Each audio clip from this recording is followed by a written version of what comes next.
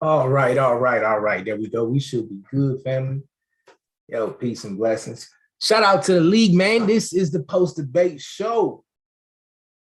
Let me get everything up here. Make sure we still rocking, man. Yo, put a one in that chat if y'all can hear me. Put a one in that chat for me, please, if y'all can hear me. Help your boy out. Put a one in the chat if y'all can hear me. Sorry about that. Was getting everything set up with the technical difficulties. The brother Domo say he can't host it tonight.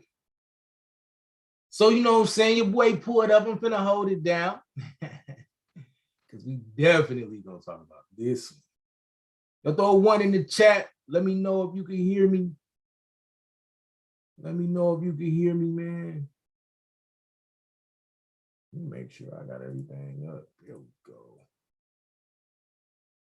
I'm gonna hit you the link in a minute, Blue. There we go. Needed to see them ones. Let me get these links up. Yo, shout out to the family, man. While I'm putting all these links and everything in there, man. Let me know what y'all thought. Let me know what y'all thought about the debate real quick. Who y'all got? Who y'all got winning? Who y'all got winning? Huh? Definitely. Who y'all got winning? Interesting to see what y'all thinking, man. Y'all give me a couple more seconds so I can get all this stuff in here. Get everything in here, man, so we can get these debaters in here. We could talk about this thing, get this link out here for y'all.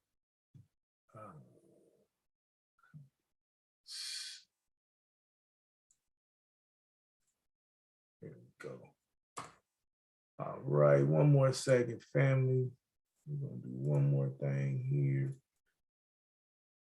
Wow, I think we pinned up too. There we go. All right, there we go. Now we got the link in the joint. We're gonna get some debaters in here in a second. We're gonna see what's popping. Yeah, man, I thought this was interesting. I thought this was real interesting. So in case y'all just pulling up, you know what I'm saying? Look, we just saw something.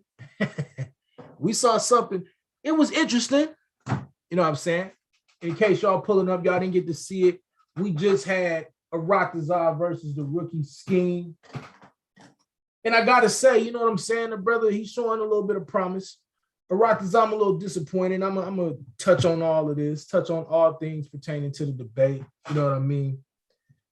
I thought when we go back and look at it,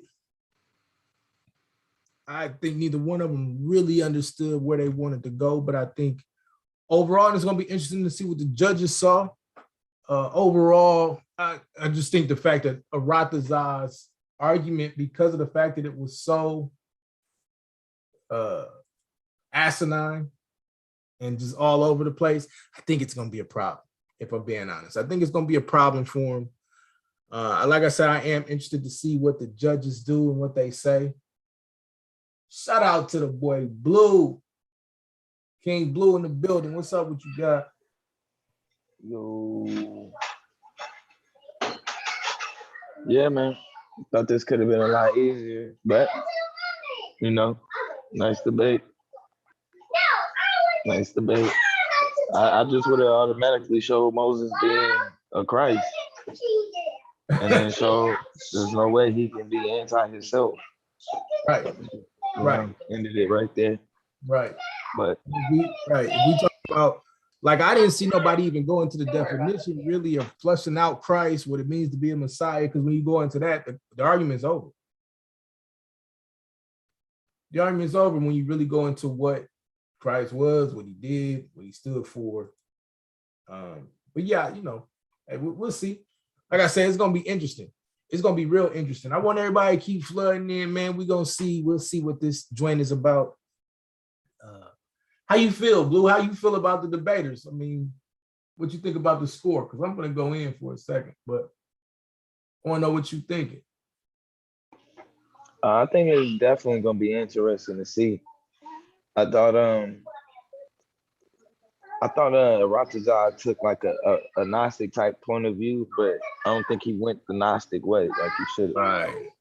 You know what I mean? I think that's what he was trying to, you know what I mean? He was like on the doorsteps of it, but he didn't kind of take that demiurge. I just know what he was trying to say. And then, buddy, I think he did a pretty decent job I think old buddy probably a crack over 100. You think he gonna hit 100? I think he may hit 100. I think those technical difficulties gonna hurt him.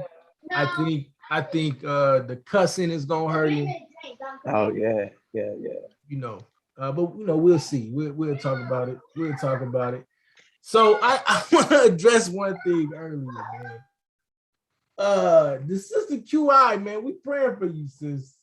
We praying for you because you was on go earlier. Anybody that missed the show earlier, boy, she was on go and she was on the AHRATAZA net for the record. Yeah, man, y'all can't be drinking and streaming. No drunk drinking and streaming. You know what I mean? But you know, I guess it got people through the afternoon, through the evening. So you know, we will send some strength, some love, and some prayers out to that sister. All right, man, let's talk about this debate for real. So first off, we dealing with AHRATAZA, who Blue said is coming in trying to hit this Gnostic perspective. You can clearly see he's trying to get there. And Blue kept saying it. He said it before. It's like he pulled up to the outside, to the back of the dark side meetings and just completely missed what they was really teaching. He got a little bit of it and then he ran with it. And that's what we're seeing now. We're seeing this incomplete doctrine every time he gets into a debate. And it's frustrating because he can do more, but I don't think he's got the tools. I think he's got to sit down and talk to Blue or Lex or do some more study on the Gnostics, because he never really flushed out, just in my opinion, how Moses is the Antichrist. I mean, he made the argument, but he doesn't flush it out. And this is what I was trying to say even about some other debates. Like, y'all got to start flushing these things out so your point of view is very clear. It was like a Jerry curl that didn't quite curl. And like you could see where he was trying to go. It's like dreadlocks that don't quite lock. You ever see somebody with bad locks and they just probably should start over? Like that's what this was. And so I'm watching and I'm like, man, he could have, because the rookie left him a lot of, you know, holes and everything. But AHRATAZA just, he couldn't get it done, in my opinion.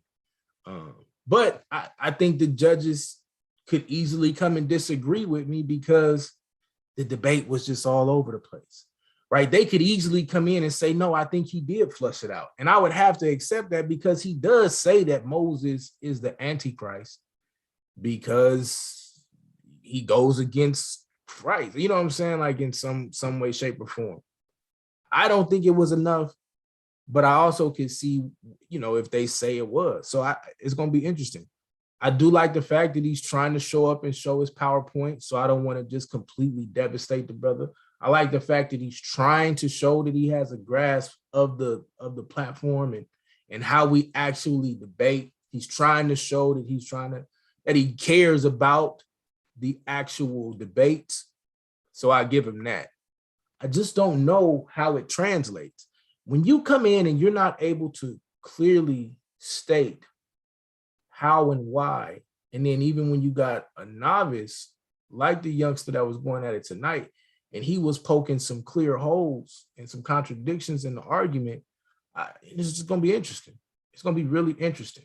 I would like to see AHRATAZA, if he's going to argue in this space, take up more empirical data, try to find more sources that are going to help you frame and shape your narrative. Would you agree with that part, Blue?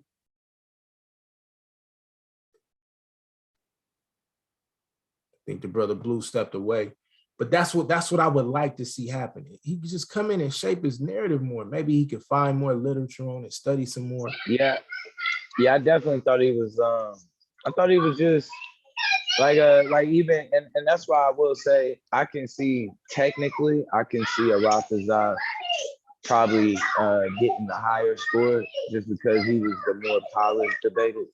You know what I mean? As far as the format, you can see he got a lot more comfortable with it. Right. Besides that, I mean, I think, yeah, he definitely, he comes up short in the argument, man, because it's just like, it's like he left right before the conclusion of all of our teaching. You know what I'm saying? And it's like felt like he heard enough, and just like, yep, I got it. Like, I can no, take that and run with it. Right. yeah, Right. like, you're missing a whole. Like, it's right there too. He be like right there. He's saying what he's saying. Well, you'll disagree. I believe is right, but he'd be like, it's wrong. The way he's saying it is like, no, that's not how you break that down, bro. Right. It's hard, bro. Like I said, because he's scratching the surface. It's like he pulling right up to it. Yeah. And then he just jump out the window. He just run out the car. He run away, tear everything down and say, nah, that ain't really what I meant to say. Nigga, it's a costume. Right. And, that's why I'm like, you gotta get on the demiurge, bro, and get on the I'll even say get on the Aquarian avatar. You know what I'm saying? Any form of an avatar concept. Yeah. Kills the argument. Right. You're gonna have to get something there. Right. Bro. Right. Because he's trying to make that argument. He's trying to make that argument about who Moses see on the mountain and all of it. It just didn't, But like you said, he was clearly the more polished debater tonight. I will dare to say that this is one of the better AHRATAZAs we've seen, which is kind of scary. Definitely. Which is kind of scary, right? But this is definitely one of the better AHRATAZAs we've seen. So what does that mean? Like, are we seeing him get it? Is it starting to click? And if so, I'm hoping that he takes your advice, my advice, some other people's advice, and start to get more comfortable with the literature out there for the argument that he's trying to make, because there are times where it just sounded like he had no clue what he was talking about. Yeah, how you can tell. It's like when the teachers say you got to show your work. Yeah. It's like he can't show his work. It's almost, you can tell. It's like, nah, bro, that ain't it. Right. Like he just used the calculator. That's what you said about the dark side. And he just pulled up and used that dark side calculator. Yeah. No idea how to show his work. Yeah, bro. You gotta know the verses, bro. Where to go. Yeah, right. And now to make it interesting. Something like. Yeah. Now let's talk about this rookie, man. Let's talk about this rookie. So Solar played a clip earlier of him today. He had a lot to say specifically about myself. According to him, I'm sloppy. I'm just a sloppy debater. And judging by what I've seen, you got to get back to the drawing board, young man. You got a lot of work to do. Now, I will say this, at least you grasp the concept of keeping that PowerPoint simple. Yeah, too many words on a lot of the slides, so you got to work on that. I don't think the scholar that you used was an adequate scholar for the argument that you was making. Albeit you brought a scholar, so that's fine. But you got a lot more work to do to argue and fight in the space that you're trying to fight in, because this wasn't it. You struggled with AHRATAZA, and I think it's just rookie, a lot of rookie mistakes. You didn't have complete control of your time. You had some technical difficulties. You kind of got redundant at times. There's a lot of little things that you could clean up. However, though, I will say you got potential, but I think I think you're a season away, right? I think next season, maybe we start to look at you and see, once again, I could be wrong. It depends on how the judges are scoring. I just don't think what we saw is the debater that's going to come in and get it in. For instance, we've seen Brother Moses come in and be polished. He wasn't, he wasn't a 140, but he definitely was polished. We've been doing this long enough now to where we know the rookies that can come in and get it. I think he's a little too scatterbrained. If he links up with Chris, maybe they get that locked in. Chris, he can help him and link all that up. But right now, he's not focused enough, and it's all over the place. He did take some good shots. He did make some good points. He is very calm, and I think, from what I'm seeing with the judges, they like that. So maybe that goes a long way in the future. But yeah, man, I was expecting a very more spectacular focused rookie. based upon the way that he's talking. He still got a lot of work to do. So, hey, but man, if y'all out there, pull up. You know what I'm saying? I would let y'all on the panel. I definitely want to hear from the debaters. I definitely want to hear from the rookie. I want to hear from AHRATAZA. If you're a debater, you know what I'm saying, jump on the panel, hit the panel. Let's talk about the debate. Or are y'all saying we protesting it because we didn't think that was a very good debate? I don't know. Usually when we get into this space and people don't really want to hit the panel, it's almost like a protest of like, man, I don't even know what you want me to say about what we just saw. Right? So we'll see how that goes. I would love to see other people hit the panel. Let's talk about it. I'm going to keep y'all to stack with y'all, though. I ain't stand on here all night. Right? Once we get these scores, if the debaters show up, we talk about it. Other than that, I'll pass it off to Blue, let him hold it down, let some other people talk. You're not going to have me on here all night. I'm going to keep it a stack with you. I'm going to keep it a stack. So, Blue, question now, right? Moving forward, looking at this. Yeah. Is there a space for the rookie in the league? Is there a space? Is Oh yeah. Are you high on him? Do you think he got a lot of potential? Huh? I think he wanna, I think he wanna be a debater. So that I definitely did see. I don't think he's gonna disrespect the platform by not getting better. Right. You know what I'm saying? I look forward to counting on him getting a lot better. You know what I'm saying? So yeah, that's gonna be dope. That's gonna be dope. And shout out to the debaters, man. I guess everybody was just waiting for me to send an invite to tell people to hop on this joint. We got the debaters in the building. Shout out to the brother AHRATAZA. Shout out to the brother SKEEM. You know what I'm saying? Shout out to y'all. Peace. Peace, man. I'll get to you in a second, SKEEM. Let me start with the event first. AHRATAZA, what's up with it, bro? How you feel, man? How you feel? What you thinking? Oh, I'm on, bro. I can't even see nothing. Hold up. I look forward to counting. Can you hear me, King? Yeah, we hear you. Oh. I feel like about the debate. You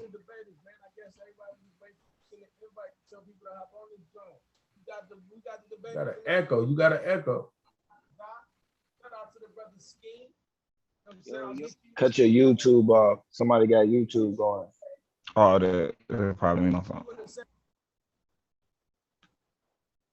Yeah, while he taking care of that, we're gonna hear from him real quick. You know what I'm saying? We'll see. I'm interested to see how he thought. I really want to hear from SKEEM because I'm probably gonna give him a little work tonight. But yeah, I am interested. Are you all set up now, AHRATAZA? Yeah. So how you feel you did, bro? What you think about it? What you think about your performance? I think I did pretty good. You know what I mean? It's like I tried to keep it simple, not to go like I usually do. I try to go real deep, but you know what I mean, I try to stick with the characteristics of what we would deem as the word of God and what Moses did. Okay. And so do you feel like you did a good enough job driving your perspective home, your point of view of how Moses is the Antichrist? Yeah, I did. I think I explained how like even after receiving the words of God, you know what I mean, that would be considered Jesus Christ. Like and there's no mention of Jesus Christ when it comes to Moses. Yeah. And we'll get into that in a little bit. I don't know that argument flowed with the judges. It's going to be interesting to see. I don't know. We'll see. I don't know how it flowed. I do want to see how they received it. How did you feel SKEEM did? Do you feel like he had any work for you? You feel like he hit you with some punches that you couldn't recover from? What you thinking?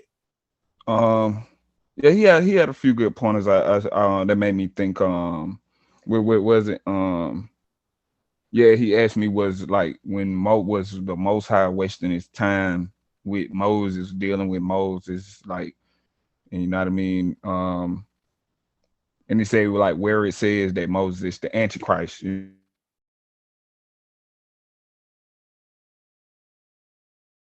Breaking up, King.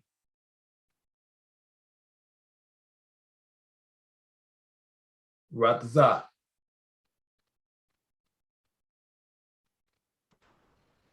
My internet unstable. We can hear you now, though. Okay, yeah, I was just saying, like when he was asking me when, where does it state that Moses is the Antichrist and stuff like that? You know what I mean? That was kind of making me think, making my wheels turn a little bit. How do you think you responded to it? Like, what was your answer to it? Did you think you Um, responded to it well? yeah. Basically, like off rip, like murdering. You know what I mean? I answer like just everything that Moses did, is claiming he got the words of God. His first act was to kill someone. You know what I mean? And these type of things when we don't identify that with Christ. You know what I mean? Interesting. Okay. All right. Yeah. You know what I'm saying? We'll see how it works out. I want to see what the judges say. Yeah, me too. I feel like that was one of my best debates, though. I do, and that's what I was telling Blue. I felt like this is one of the best AHRATAZAs we've seen. Let me ask you this. So is there a reason why you aren't bringing more traditional arguments from a Gnostic perspective, or, dealing with a demiurge, or things that are going to put you in a space to flush your argument out more from the traditional perspective? Because your arguments have, a very Gnostic feel to them, a very Lex, Dark Side, Blue, things that we traditionally have heard from them, but you're not going all the way in as they would. Is there a reason? Are you trying to come up with your own system? Are you just not as versed in the literature as they are? Like, what's going on with that? Oh no, I know about the demiurge and all that. I just I believe in Jesus Christ, bro. They actually don't believe in nothing. Like I don't think like I can't I like is a reason this What? book is here. You know what I mean? Yeah, they don't believe in Jesus, bro. That's You what know, you got out of it? Oh man. out of the dark side. Yeah, because there's some y'all that's like a little mantra y'all say. Y'all don't believe in the Bible, you say burn the Bible, or it's you know what I mean. You want to get rid of it and stuff like that. So and that's something like No, I say, we want you to burn your Bible. You mm, personally. nah. Yeah. He's And saying, like righteously, this is the problem that you have. You have not. Then you didn't come to the dark side teachings. But then you using the dark side like rhetoric, bro. That's just not gonna work. So till I you don't think we repent, got the same rhetoric though. until you repent, bro, Blue. and get yourself together, you know, we'll get you right. But what you got going on right now, I'm just telling you, you're gonna continue to fall short when it comes to you just explaining how you got to your conclusion. That's the problem you missed. I ain't saying your conclusion, some of your conclusion is off, but for the most part, you're kind of almost there. It's just, you Right. just gotta get to why you were able to get there. What verses tell you that YHWH is the devil? You gotta have those scriptures. You're comparing him and his character to the character of Christ. That's easy work. That's easy work. Right. Yeah. At least to make it look. I did that, bro. You know what I mean? I was trying to focus on Moses a little more than I did Jesus, but you know what I mean? He was a main focus of mine. That's why I kept mentioning he's the word of God. He is the theophany. If Moses talked to anyone, it had to be Jesus. You know what I mean? Yeah, and I get why you said the Antichrist, but Christ just means anointed. So I think, and that's what I think. I think against anybody else, you get in a lot of problems. You're gonna run into a lot of problems with the arguments you made, and it really, really made you look really bad this evening, because I don't think you understood that particular part of the argument of the meaning of Messiah. Because if someone goes in there and points that out, Moses is a quintessential Messiah.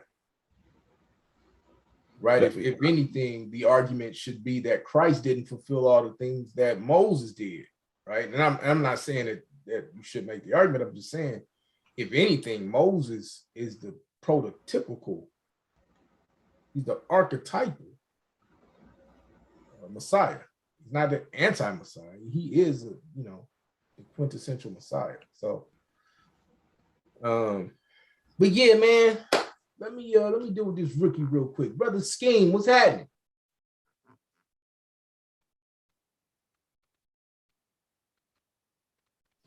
Yo, peace.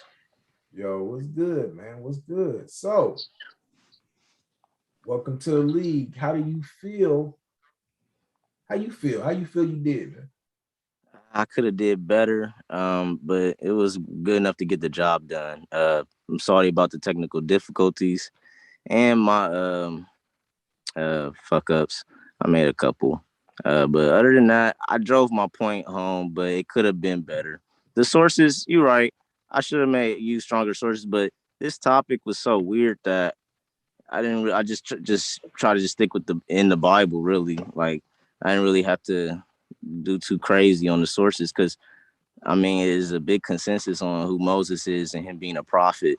I didn't, it's not like I gotta go, just crazy on the sources on Moses not being an Antichrist. But in future debates, the sources will be nothing but PhDs, so it doesn't matter about that. I'll learn my lesson on that. But other than that, I define Antichrist. I talked about how that doesn't relate to Moses whatsoever. The definition of Antichrist. I talked about how John breaks down Antichrist and in 4 speaking about 4 instances speaking about the Antichrist and it being a concept and it can apply to people who don't follow Christ or don't accept Christ, just things of that nature. And that has nothing to do with Moses. Moses is a prophet of God. It was pretty simple. You're right. Sometimes things did get redundant. I got to work on that. I'm sorry I didn't finish my last 3 slides. I didn't know that I wasn't allowed to not show them later on through the rounds. That was my fault on not when he said show the judges all your slides. I stopped at after I talked about Philip Stevens Jr. And I went into one quote about him, but I didn't get to break that down. So I went into the next slide. That's what he said time. I was like, that's my fault. So I gotta work on timing. Yeah, I had too much words on some slides. You're right about that. Yeah, it's the things I'm definitely gonna work on. But overall, I feel like I did better than him because he wasn't. It sounded like he was like he wasn't getting me on points during the rapid fires or rebuttals, but he was admitting that he was getting got on certain points, like he was stumped. So that's not good, like at all. Like I was doing that a lot, I noticed, but sometimes I should have drove my points home harder. You're right. I should have stayed focused. Sometimes I went So on that basically, train. you saying you was kind of sloppy tonight. Low key, but I it's cool. I'm gonna get better though. But it was cool though. I think I did better than him though tonight. But I was a little not polished. Now, I you was could do better. extremely sloppy, fam. Not But extremely. No, I wasn't extremely. If it was, we'll talk about it though. We'll talk about yeah, it. it wasn't extremely, but I was a little sloppy. We got the commissioner in the building. No, we got the commissioner of Solar Mind in the building. That means we got some scores. Peace. That means we got some scores. We're gonna find out. We're gonna see what the rookie did. You know what I'm saying? Hey, peace to you, commissioner. What's good, man?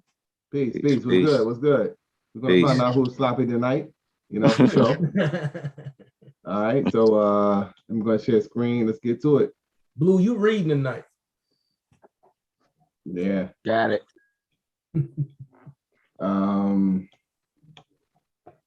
Yeah, him and SKEEM is reading. What's going on? All right. So this is the opening round. This is SKEEM right here. Okay. An 8 and a 9. That's fire. We gotta keep it a buck, bro. We gotta keep it a buck. For the rookie to come in and pull a 17 in this opening, that's solid. Right? Yeah, the opening was pretty good. Appreciate it. Yeah, I like my opening. I didn't say I liked it. I'm saying the judges thought you were solid. So okay. Shout out to the judges. Okay. All right. Yep. Shout out. All right. So we're going now to the premise round. This is the premise round. 15. 15. You still holding firm. You know what I'm saying? So, yeah, it's cool. Could be better. I think we've seen a drop off. You know what I'm saying? They starting to feel a certain type of way. I think the technical difficulties hurt you. It did. Considering the technical difficulties, they could have really, really punished you. But the fact that you were still able to keep speaking through it without your slides, I think they gave you credit for that. So let's see what's happening with the rebuttal. Rebuttal? Yep. 7 and 8. Yep. 7 and 8, 15. Still running. Cool. This is a solid score, bro. Like, you know what I'm saying? Like, it's hard to get these 10s in these rounds, 9s and 10s in these rounds. But like I said, for a rookie, you starting off respectable. Let's see what else they think. Rapid fire. 15s again. Yeah. I should have really ate on that round. That's the round I should have went crazy on. Yeah, I mean, like I said, bro, like these are not, for a rookie, these are excellent scores. So really, I mean, yeah, it's only 2 or 3 rookies really that's coming in here putting numbers like this, especially on their first debate. So, you know, it's interesting. Let's see what else they got. The judges is liking what you put. Fire round. Closing. Yeah, closing wasn't good. Yeah, closing wasn't good. I agree to close. Still a 15 though. Yeah. Wow. Yeah. Weirdly. Yeah. Well, yeah, it just wasn't that good. Yeah, it was that good. The closing. I ain't like my closing. But it's cool. It's cool. All right. Cool. I'm gonna get better. We got on that PowerPoint. 16. And man, I'm not gonna like it's for me? Yeah, this is your PowerPoint presentation. Oh, okay. It's not bad. And you get these scores because of the things that we talked about you needed to improve with your wording and whatnot. This is not bad. I'm not gonna front. Like this is low key pretty good. Let's go. What else we got? Overall, 15. What do you end up with? He ended up with a 118. 118. Hey, listen, pretty good. That's a damn good opening score for your first debate in this league. I think the only people we've seen that beat you in their first debate is what, Moses? Maybe somebody in Blackson? the back. I'm letting him in right now. Should be suave. We had had 118. 118. That's a great score, bro. First debate. Appreciate it, family. Okay. Okay. You consistently do that, man. You can definitely make the playoffs. I think the cutoff is somewhere in that range. So okay. Yeah. Oh, yeah, next one gonna be better. Appreciate it, y'all. Appreciate it. I'm still gonna cook you, but we got a little bit more formalities to get through. But I tell y'all, post debate show. What you say, Swab? What I tell y'all he was gonna say at that post debate show. Yeah, it's exactly what you said he was gonna say. Exactly what you said he was gonna say. Good debate to both peers, man. Shout out to SKEEM, man. Yeah, good job, man. Thank you, Suave. Thank you, brother. It's not as easy as it looked, though, right? No, it's not. It's not at all. Yeah, I'm still finna cook you in a minute. Shut up. Can I be honest, y'all?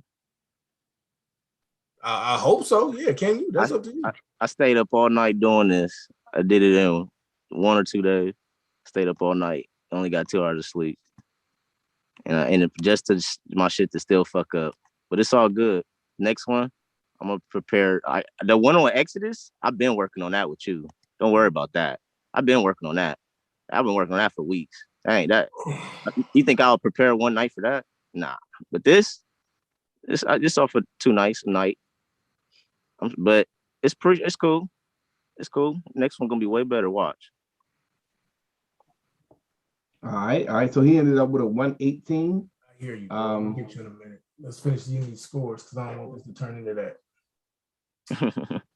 Y'all ready? Yeah. Let's get to AHRATAZA. 7s. Yeah, I see where this is going already. Hey, look, I do be like that. Are you sure? Hey, you gotta listen. And this is what I was saying. Like, I understood the argument that you was trying to make, right? But you aren't fleshing this argument out. You aren't bringing any type of literature. And then on top of that, your rhetoric and your energy is not where it needed to be. You feel what I'm saying? So right.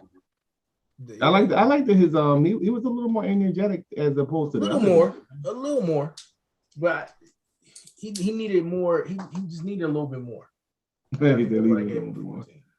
All right. So let's go to the premise round. There we go. All right. Yeah.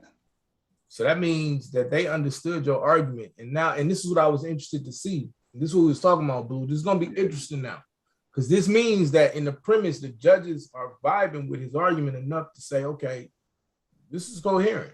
In their mind, we got a debate. So let's see what we get. Maybe this is the highest score he ever get. All right, still tracking. 15. 15. I don't think I ever cracked 100. You might. Let's see. Rapid fire round. 15. So yeah, so they tying all the way through. They punching. Let's see what we got. The closing. I got a 10. Nice. On my first 10. That's your first 10, huh? Yeah, that nigga happy as shit. Hey, but that's the closing and a half. I deserve that. Yeah, the closing. Yo, did that nigga voice break? Yeah, it did. Nigga, you heard it. Congratulations, man. First 10, bro. Congratulations on your first 10, man. Real. All right, let's see. This PowerPoint is gonna hurt you, I think. Oh, they gave it to him though. Yeah. Nice. Yeah. Double up. Appreciate that. That's it right there. Man. Yeah. I think let's see. Let's see it overall. What is that? That's, he got him. What you got? Is 121, 118? Yeah. That man got his first win. Nice. Man, look at you, bro. I got the win. The Rogers he got the dub. Hey, appreciate that, man. Man, I let you break you like good that. one, man. Good one. I'm gonna have a shot tonight for that, man. That was a good Rogers debate. died for the win. Okay, man. Good win, man. Good win. Right, let's check out these standings. Keep at it. I think you did excellent. Scheme, and just keep at it. With the PowerPoint, it's not good to have like a bunch of little words on there, so they're gonna hit you for that, bro. Right. You know what I mean? So make the words very legible. So I'm gonna have a shot for AHRATAZA tonight. And then the energy too, Scheme. You're gonna have to turn it up a little bit more for the premise round and the opening rounds. You know what I mean? Premise, opening, rebuttals. Okay. I think you begin to get into debate format about maybe like going through the rebuttal round. But even when you're presenting, you got to put some energy on it so they can follow you. So Okay. Yes, he did a great job. Both debaters, shout out to both debaters. Y'all want to go to see the standings now? Yeah, let's look at the standings real quick. Hold on, let me let y'all in here. Hey, wait. I'm still at the bottom. That boy AHRATAZA got his first dub ever in this league, and he got it off you, Scheme. I'm finna cook you. All right, so and nothing's really changed up at the top there. You got Domo sitting up there with the number one spot, average per debate 147, followed by Chris Harris with the 146.6, A9 with the 140 that he just dropped on Blue the other day. Rio Nkosi has a 133.5, followed by Suave Beezy sitting there at number 5 with the 131.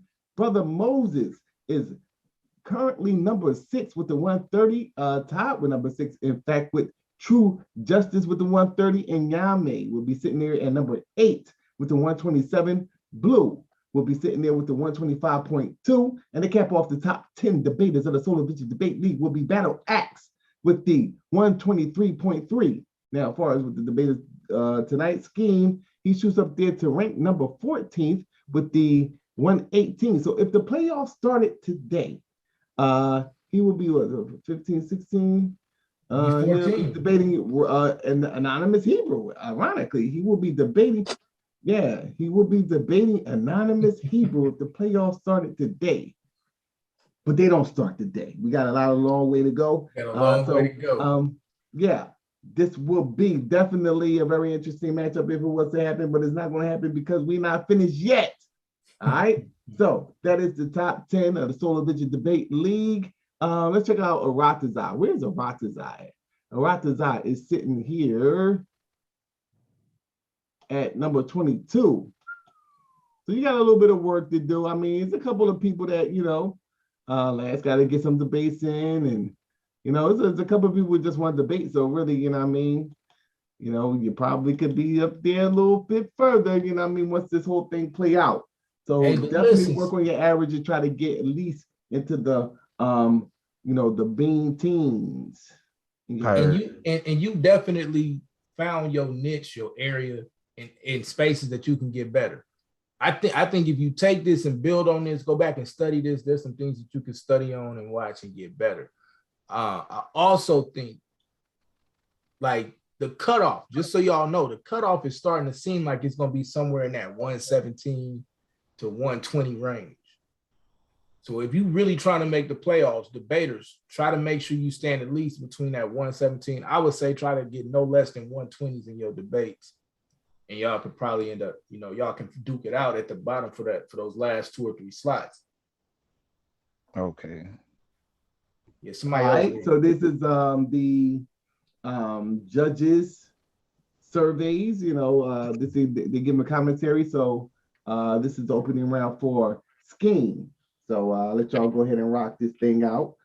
Scheme, why don't you read your own, John? You know how to read? Okay. Let's say, open the debate, making clear in definitive terms, made clear his position, lacked some energy in his opening argument. I agree. Taking the position that Moses is not the Antichrist, started out defining Antichrist from the Merriam-Webster dictionary, stated that God would not have chosen Moses for various important tasks if he was the Antichrist, mentioned that Antichrist was mentioned 4 times in the Bible, and it was never related to Moses. Wait. And it was never related to Moses. What's the last part? What are you talking about?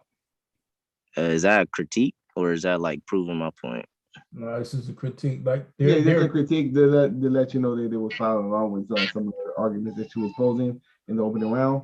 I was talking about just the last sentence about, and it was never related to Moses, as far as like, okay, maybe I just read into No, that's that the point that you was making. Yeah, okay. They were just. I thought they were trying to say. Yeah. Okay, I get it.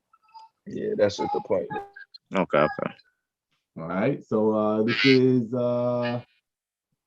premise round. Somebody help this man out. I'll get one. All right, I got it. You got it, Blue? Yeah, I got it. Starts by giving the background of a writer/scholar, Joshua J. Mark.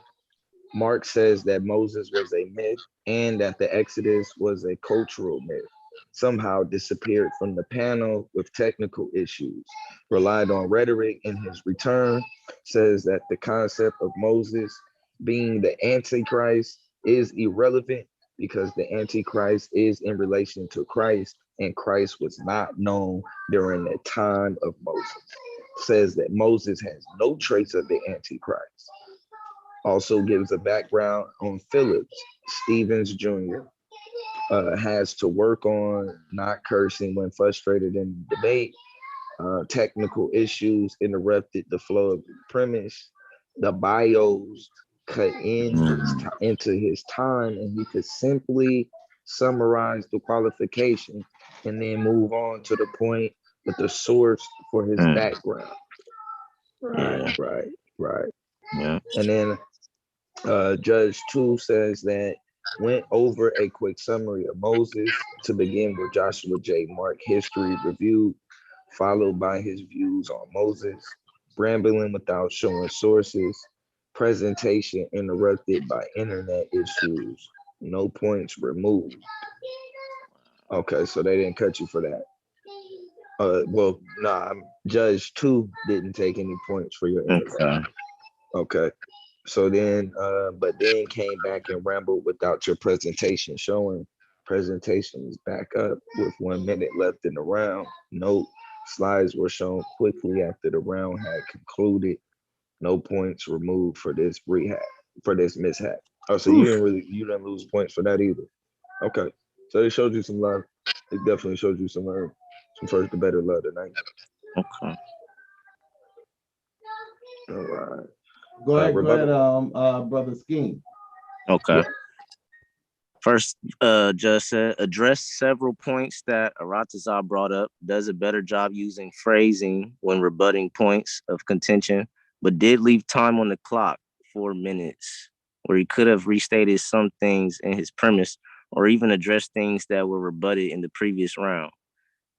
Judge 2 says, claimed that Moses is not doing things on his own. He's being ordered to do them by God.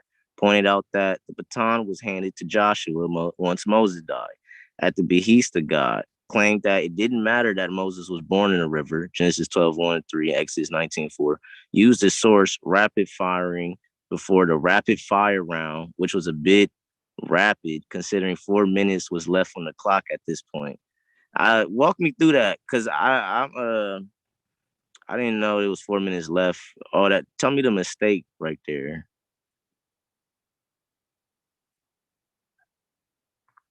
So basically, you want to utilize all of as much time as possible. Now, in the rebuttal round, you don't necessarily have to use all of the time, but the judges felt like he gave you enough information to where you could have used much more than leaving 4 minutes on the clock. Okay. Yeah, I need to look at the clock next time. That's my fault. I didn't even wasn't even looking at the clock. But okay. Respect.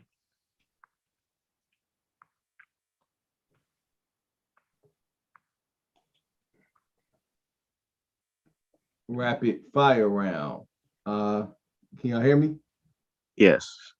Rapid fire round says, didn't engage directly with AHRATAZA during AHRATAZA's questioning round. Great questions in your questioning round, better engagement in the questioning round as if you woke up.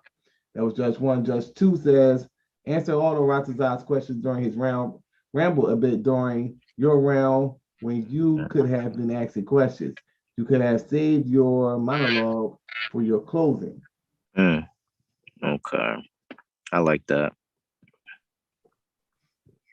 Closing, it says he was lost about the Jesus thing, addresses several things about the debate, cursing again. Okay, closing. That was Judge 1. Judge 2 says, claimed that Moses was a noble prophet with no characteristics of the Antichrist. Claims that AHRATAZA was just throwing spaghetti at the wall. The birth of Moses had nothing to do with the topic, nor did Jesus. Claims that AHRATAZA admitted that the Father was omnipotent, meaning God is omnipotent as God is the Father.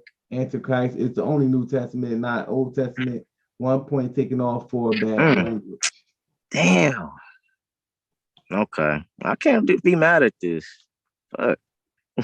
PowerPoint presentation, it says the presentation looks good, but it does have lots of small text and formatting issues. Click the add title needs to be either filled in or removed. Other than that, the other slides were legible and looked good. These are presentations, simplistic. Make sure that you have a title to your slide so that it doesn't stay click that add the title. You can either add a title, you can remove the title slot and formatting. Yeah. I guess. Yeah, that was bad. Overall synopsis. Okay, there's a lot here, so I'll read the first one to somebody else to finish it off. It says, this was an okay first debate for SKEEM. His strongest rounds were his opening and his closing, but everything in between needs improvement. Technical issues affected the premise round. The rebuttal was good, but left time on the clock to address questions. AHRATAZA had or bring up points that were rebutted. And the rapid fire round was half-hearted on the defensive side of the Q&A. One of the biggest takeaways is that his level of information was not detailed enough to be able to show obvious contradictions between his opponent's argument and scriptures. Another issue is that cursing has to stop in the debates. SKEEM cursed in multiple rounds. I think more debates will be shaped up his weakness. I think more debates will help shape up his weakness and improve his strengths in the future. All right. So Okay. Okay. In the premise, you could have left off the synopsis about the author Joshua J. Martin. Yeah, it killed a lot of your time. If your internet interrupts for any reason, it happens. When you come back, please bring the presentation back up. The problem with not showing your presentation is a lack of showing sources. So it sounds like you're just talking. Please work on not adding so much writing to your slides and then reading verbatim. Bullet points, narrowing down key points would suit you well. Good job not completely being flustered. When you came back from your mishap, be careful with cussing. It can lower your score. You mentioned in the closing that you didn't need your PowerPoint to do the presentation. I beg to differ. You do need to have your PowerPoint up at all times while presenting in your premise. Yeah. Yeah. All right. So we now is getting to AHRATAZA. It says in the opening, outline his approach in the debate. Did okay using rhetoric to speak on the goals of the debate. Just 2 says, taking the position that Moses is the Antichrist, asking the question if Moses saw Jesus or God face to face, questioning who gave the laws to Moses, mentioning that the burning bush was never burning. This opening is coming across preachy while having a shaky start. All right. Premise round. He says, starts with the history of Moses, provides several scriptures that are a part of the narrative of Moses, and then cross-examines that scripture with a contrasting one. Offers 4 questions that require answers. Who did Moses meet? Who Moses found in a desert land? Is our God a consuming fire or not? What truly is the law? AHRATAZA responds to these questions with biblical evidence, strong premise round. Judge 2 says Deuteronomy 32:10 and Deuteronomy 4:24, Hebrews 12:19, and Corinthians, 1 Corinthians 15:55-56, used as sources to prove that Moses did not see a real burning bush, stated that God is a consuming fire. So the bush not being consumed by fire while relating it to God makes it non-factual according to the word. Questioning who Moses saw on Mount Sinai, Exodus 33:11 and 33:20 states that no man has met God, claims that Moses was not found in the desert land. Very strong premise and delivery. All right. Rebuttal. This is Judge 1. He says, address several points that SKEEM brought up by his delivery is lacking, but his delivery is lacking. Sentence meshed together, and he didn't use phrasing to separate the rebuttal aspect versus the rambling that came with it. Next time, make sure you address each thing one at a time and then add commentary afterward. Just 2 says, cultural myths rebutted, claim that myths have life lessons and based on reality, claims that Moses didn't deal with God, reiterated that no man has ever seen God. Moses was the mediator between God and man, as we can't speak directly to the Father. Hebrews 7:19, used as a source. Finds it completely impossible that the burning bush told Moses to lead his people out of Egypt. Rebutted a number of points, strong ground until the end. You brought up women doing mating dances. I'm not sure how that fits in with this topic. It was super awkward. All right. Sorry. You just wanted to talk about women twerking. That's all that was. Rapid fire round. I got it, Solo. You want me to get it? No. All right. How the champion gonna be reading for the rookie? It's not gonna happen. This is AHRATAZA, but yeah, you're right. All right. So Judge One says, had some good questions, did ramble a lot without asking scheme questions for a period of time. Directly engaged with the opponent in schemes questioning round, even turned up a bit during the latter half of this round, standing on his understanding of the biblical narratives. The little ones were a bit distracting, but they didn't distract you too much, which is good. Just Two says, ask very pointed and clear questions, excellent control over your round, kept bringing up Jesus during schemes round, which confused, he said, which confused which testament was in question. Moses was Old Testament and Jesus was the New Testament. The closing, it says, reinstates focal points to prove Moses was the Antichrist and that the narrative of Moses is contradictory to how God operates and how Christ operates. When he talks, he doesn't feel his words coming back to him. Says a bush burning is an illogical perspective. Says it confuses people. Says the Most High killed Moses. Says Moses died but was not allowed to enter the promised land. Very strong closing. Should have brought up several of these points in his rebuttal and rapid fire with the same confidence. Just Two says, claims that SKEEM is trying to turn the living God into a box. Can't get around that the word is of God. Claims that Moses' story was contradictory.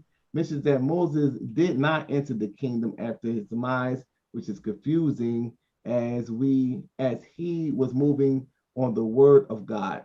Very nice summary and wrap up of your premise. PowerPoint and presentation. Judge One says, the presentation looked great, legible, and flowed well with the argument. Judge Two says presentation was okay for the most part. One of the scriptures was written in black and on a black background, which of course was close to impossible to read. Be careful with the font colors versus the background in the future. Okay. Overall synopsis. It says, good debate for AHRATAZA, a strong argument followed by a good presentation helped him in this debate. AHRATAZA's closing was also superb, filled with confidence and his knowledge of the information. He does not need to work on changing his approach to the rebuttals and rapid fire round. Oh, he does. He does need to work on changing his approach to the rebuttal and rapid fire rounds. Bring the same confidence that you had in the premise and closing with you in the rebuttal and rapid fire rounds. Looking forward to AHRATAZA proving that in the next debates. Just Two says, overall, this was a great debate. It's clear you have improved immensely. This is your best debate so far this season. Good job. As a note, you should have learned a bit more on Moses' being unable to enter the kingdom of God after he died. Okay. All right, so those were the judges. All right. Yeah. All right. So Shout out to the judges. Thank you. all right, so I'll let y'all go ahead and do your 1, 2 thizzle. Peace to the debaters and to the judges and to the people Peace. that is watching. Hey man, you know what it is, bro. Shout out to the commissioner, man, the commissioner of the only real debate league on the internet, Solar Vision Debate League. We appreciate him for coming through. We do got the head judge in the building. I love it when this happens. I get excited. You know what I'm saying? Peace. Head judge, Shout out to the Garvin commissioner. in the building. What's up with you? Shout out to the commissioner, man. Solar Mind. Shout out to Solar Vision Debate League. Shout out to the champion Anonymous Hebrew, man. Shout out to the debaters tonight. Shout out to Blue. Shout out to everybody on the panel, man. Shout out to the rookie, man. But let me say this to AHRATAZA, man. Man, you showed tremendous improvement in your debate tonight. We could tell as judges that you've been studying debates. You've been going back, checking out the rounds. You were well prepared for this debate. It seems to me you had more confidence in your information tonight. I think you found, a good lane to be in. And as much as you get beat up on these panels, setting up debates and coming in, You still come back, you hold your debates. You know, you're not rescheduling debates all the time. We're not gotta chase you down. You requesting debates. But you're not just requesting debates, as we clearly see, just to be, on the air or whatever, but you're actually improving in your presentation, man, and what you have to say. So we appreciate that, man. And as you can see, you got some 10s tonight. So I want to say to everybody, as much as AHRATAZA gets beat up around here, on the panels, whatever, and he still is able to come back, and get high marks in the debate simply by following the rules, going back, looking at what other debaters have done, possibly. He just came with a much more technically sound debate tonight. And that's what we're looking at as judges, not really interested that much in the information. But how he presents the information, that's what we're looking for. So shout out to you, AHRATAZA, man, for a solid debate tonight. Man, shout out to the rookie SKEEM. I just want to say this, brother. What do you got? 118? 118. Was it? Man, that's a solid opening. Appreciate it. For a rookie. I don't know much about you personally, but I will say this: you have a dangerous demeanor, bro. That's gonna sneak up on a lot of debaters. I know that you got hit with, on your debates tonight with a lot of the language you use, but to me, that just shows compassion and you're passionate about your information, and wanting to do well. So I read it a little bit differently, but we do have a rule because we're trying to make the debates conducive for people who like their families to listen to it. So that's Yes, really sir. the reason.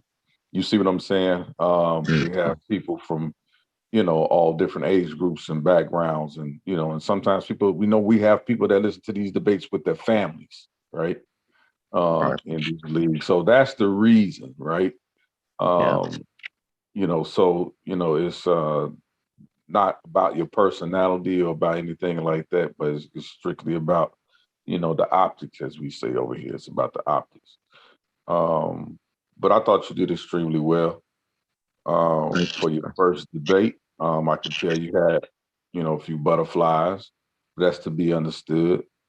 But you're gonna improve. I suggest go back and look at some of the debates for some of those debaters, you mentioned earlier, right, in the argument league stream, right? Go back and look at some of their debates, right? No, just keep watching Chris. That's all. Well, hey, I'm just, Keep watching Chris. I'm just saying, And by bro. the way, you weak ass nigga, don't you ever call me sloppy again when you watched the debate from 2 years ago when I hadn't debated in over a year. And that was one of the most controversial debates of the year. I'm going to beat you up. Now, I've been waiting for you to get on here all day. Are you available on the 26th? I purposely asked Solar to save that date. Do you want this work now, or do you want to take some more time to get more proficient? I think, we had it set up for the end of December, so that's applicable. I could push it up. I could push my studies up. I would, What's the title again? Did the Exodus account happen according to the biblical narrative? Oh yeah. Wow. Oh yeah, something you already debated. Yeah. Oh yeah. Make sure I got this set up. Yeah, we could push it to the 26th. Why not? Why not? Yeah, push it to the 26th. Push it. Exodus happened. Hey, peace. What's going on, y'all? Peace, Hey, peace. I didn't get to introduce you. Hold on, Peace, Judge Judge Melvin. Melvin. I was just handling some business. Hold on. Let me give you your introduction. Hold on. Be there. And then I'm gonna beat you up some more, little man. Hey, We got the brother Judge Melvin. He say the most hated judge, Judge Melvin in the building. We appreciate you for judging tonight, man. We always appreciate both of y'all hitting the panel, man. Like, I cannot express to y'all enough how happy we are to see the judges signing the cards and y'all pulling up and having these conversations. What's up with the Judge Melvin? Talk to us. Hey, what's going on, man? Hey, peace to both the debaters, A9 Blue, Elder Yara.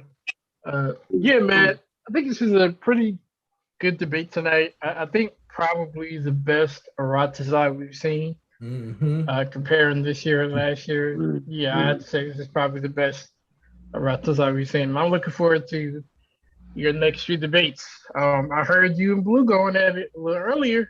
That might be something. But yeah, I want this STEM debate though. See? Yeah.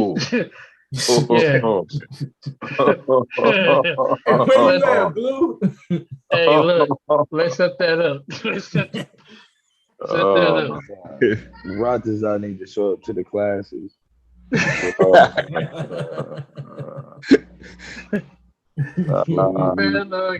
debate for AHRATAZA. Baby steps. Heard. Yeah, and also good debate from SKEEM. You know, this is your first debate in the league. I know it wasn't easy, but I think now that you've gotten past the hard part, how do you feel about the league so far? How do you feel about your performance, and then looking forward to the future? What are some of your thoughts? Oh man, I love the criticism from the judges. Everything made sense. I'm not upset about the score. I'm gonna work on everything that I was told, and I'm gonna rewatch the debate multiple times, and so I never make these mistakes again. And I'm looking forward to more debates and to last long in this league. Yeah, you're gonna get what you want. You're gonna get exactly what you want on the 26th. Hey, little folk in the bed, bro. Got A9 heated. I'm gonna beat your ass, bro. I'm just letting you know. As a person, you seem all right. As a debater, I don't like you. You talk too much. You don't know enough about what's going on over here, and you're nowhere near as good as you think you are. Okay. This was a debate that you should have easily won with your ability to control your tempo, your ability to orate, your ability to put together information, which I clearly saw. You should have clearly, easily won this debate. And so while everybody else is sitting here bullish on you, and I am giving you credit for that, you're nowhere near as good as you think you are. And there's criteria. And I'm going to expose you because you talk too much. You called the wrong, I'm not through talking. You called the wrong person sloppy. You called the wrong person sloppy. My advice to you is when you come into a space like this, learn the lay of the land. Little boy, I am a killer, and I'm going to embarrass you. Correction. That debate was sloppy. I didn't say you were, but that's fine. I know it's fine. You'll see. I didn't ask for your approval. I didn't ask for your approval. I told you what I'm gonna do to you. Go call Chris. We'll see. Go call everybody you need, because you walked right into my wheelhouse. I will. And at least Chris had enough moxie to make sure that I had to prove who the Pharaoh was. So then I had two hard tasks. I'm going to beat you up. Okay, so now you're saying you're not going to prove who the Pharaoh is? That's fine. I'm saying it doesn't matter at this point. Yeah, that's fine. And look, now watch this. Now, I will show you who it is. Just it's a part of the debate. No, but it wasn't a caveat. But it wasn't a caveat in this debate. Yeah, you can shoehorn that. You can do that. Yeah, please bring the shoehorn fallacy. You are a. Let me go ahead. Let me not use these ad homs. Let me ask this. Chris bring you into the league, bro. You say what? Chris brought you into the league? Nah, no, brother. Nah, he just hopping on Chris Wiggly's. Nah. I don't remember your interview. He speaks so well. He's so well spoken. I mean, look at him. His shirts are amazing. I love his glasses. The color scheme of his hat compared to his shirt was on point. Everything about Christopher Harris makes me feel like he's my daddy. I'm gonna hurt the loss and move on, brother. Well, I've been accepted the loss. That's how I got the dub. I'm talking there about you the one go. that matters, the actual All- championship. All I'm doing is giving praise where praise was due. Hey, I'm gonna beat you up. Don't worry. Don't get it twisted. Chris is a great debater, bro. This ain't about Chris. Chris is an amazing debater. I know. You messed up calling me slop. You messed up That- even bringing my name up. That's where you messed up at. Okay, well, I answer all questions, and Solar Minds asked me a series of questions. I You answered messed up honestly. bringing my name up, bro. I don't want to hear it. I'm gonna beat you down. So Man, let me ask you this, Scheme. Okay. I think that debate between Anonymous and Chris is probably one of the highlight debates of last season. How well do you think you're gonna do against Anonymous on this subject that he actually debated? That was a highlight debate last season. Do you think you're gonna have a better overall debate compared to that one? Yes, I've been studying too much film, doing too much research. My sources are getting stronger and stronger by the day. It's too many points. I have too many points. It's too many. It's getting too abundant with the points. It's getting a lot. So that's why I said like I'm working on it every single day. I'm working on it every day. This presentation, it's all right, but I'll cook that up quick. This I've been brewing. I'm brewing it. You in the big leagues. That's not all right. This presentation was It is trash. all right because it's my first one, but it's fine. But it's cool. You know what? Yeah, I didn't know the criteria that had to be met fully, and now I know. So guess what? I won't make the same mistakes with you.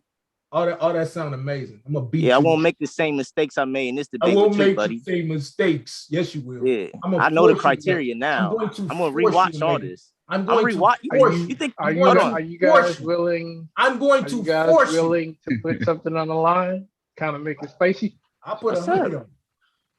Oh, you don't want to do that. I got cash. We could come on. What's up? We could send it all through Solomon, and he could send it to you. I just said I'll put 100 on. Okay, yeah, I'll do 100. Y'all both gonna put 100 on it? And this is I'll do 100. And I'll send it to Solomon. He had a pot. Wait. Slow down. Hey, can I be heard? Don't let it not start throwing up numbers, bro. Hey, can I be heard? Come down with that, bro. That's cool. What you doing, Blue? Hey, we can hear you. What you doing, Blue? Hey, bro. Don't do that, bro. Nah, we done, bro. What y'all doing, man? We already done. Don't do that. You lock in at 26 or no? Yeah. I specifically set that date for you, bro. Solar already know. You good. Okay. Bet. I got that type of pull. We straight. Bet. What makes you think you're ready for the champion of season 3, even though I think without the technical issues, you still kind of struggled a bit with the AHRATAZA tonight? What makes you think you're ready for Anonymous? It doesn't matter who was in front of me. The criteria, it wasn't met. As simple as that. The criteria is going to be met the next debate. You will all see. I know what to do. There's nothing else to really say. I can't make the same mistakes. It's impossible. Okay. Well, let's slap box a little bit. Why didn't the Exodus? Yeah. Let's go. Why didn't the Exodus happen according to the? Oh no, I'm not doing. I'm not around my computer. You know about me. Yeah, no, I'm not doing that. Okay, let me ask you a question. Do you even know what my premise is, like what my stance is? Oh, your stance is that the Hebrews, you told on yourself and said that they were slaves of the Hyksos. You told and said that they did the Exodus account did happen and that they were the slaves of the Hyksos. That's what you told me. And scholastically, you think you can disprove that? Duh. That's why I took the debate. Amazing. Let me ask you a question. Let me ask you a few questions. How archaeologically sound are you with the 18th dynasty? Man, I'm all right. Like I said, that's what I'm studying. Yeah, I'm all right in it. What's up? I'm not trying to really, talk too much about that. I ain't trying to talk too much about it. Oh, so you got to hold your sources close to the vest because you should. I'm really trying to prepare for this, man. I'm not playing with you. That's what I'm saying. I'm not trying to be over here bullshit. You sound shook already. Do you need, nobody do you shook. need It's some more called time? preparation. You think you need some more time? You put 100 up, bro. I'll give you I'm some ready more for the time if you need. 26. 26 is fine. That's all I got to say. 26 is fine. I'm just letting you know there's an opportunity for more time. Nah, brother. 26 is fine. All right. How familiar are you with the virus? Because I want to have this conversation. I don't want you running. How familiar are you with a virus? I know about a virus and the whole Pi Ramses connection. We get it. What about the Pi Ramses connection? And that's the city that y'all built in the Bible, and you say it's a virus. Who cares? I don't want to talk about the debate. Why are you scared to talk about the debate? What's wrong? It's just that because I'm just trying. I don't like because y'all. It just get out of. It just get too. It gets too like telling. It gets too telling. It just gets too telling. All right. Let me give you a little piece of advice. All right. All right. Moving forward, the reason that the best debaters talk about their debates is so they are comfortable going into the debate with where they're gonna shoot at, and usually the debater who's not comfortable in that space really gets in trouble the day of the debate. Right now, I don't gotta have a conversation with you, fam. I've debated this and had this conversation several times. I've even leveled up since the debate against Chris, because just like all the other debaters, we learn around here. This is gonna be an ass whooping, especially now because they don't let us go any further. So now all I got to do is give you bullet points. You don't even understand a limbic eruption.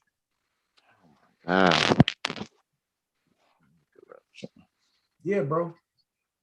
See, this I will say this. That's why I didn't want to do this. That's all he do. He'd be like, "You don't know what this is." I'd be like, "What the fuck is?" You don't, bro. Like, am I wrong?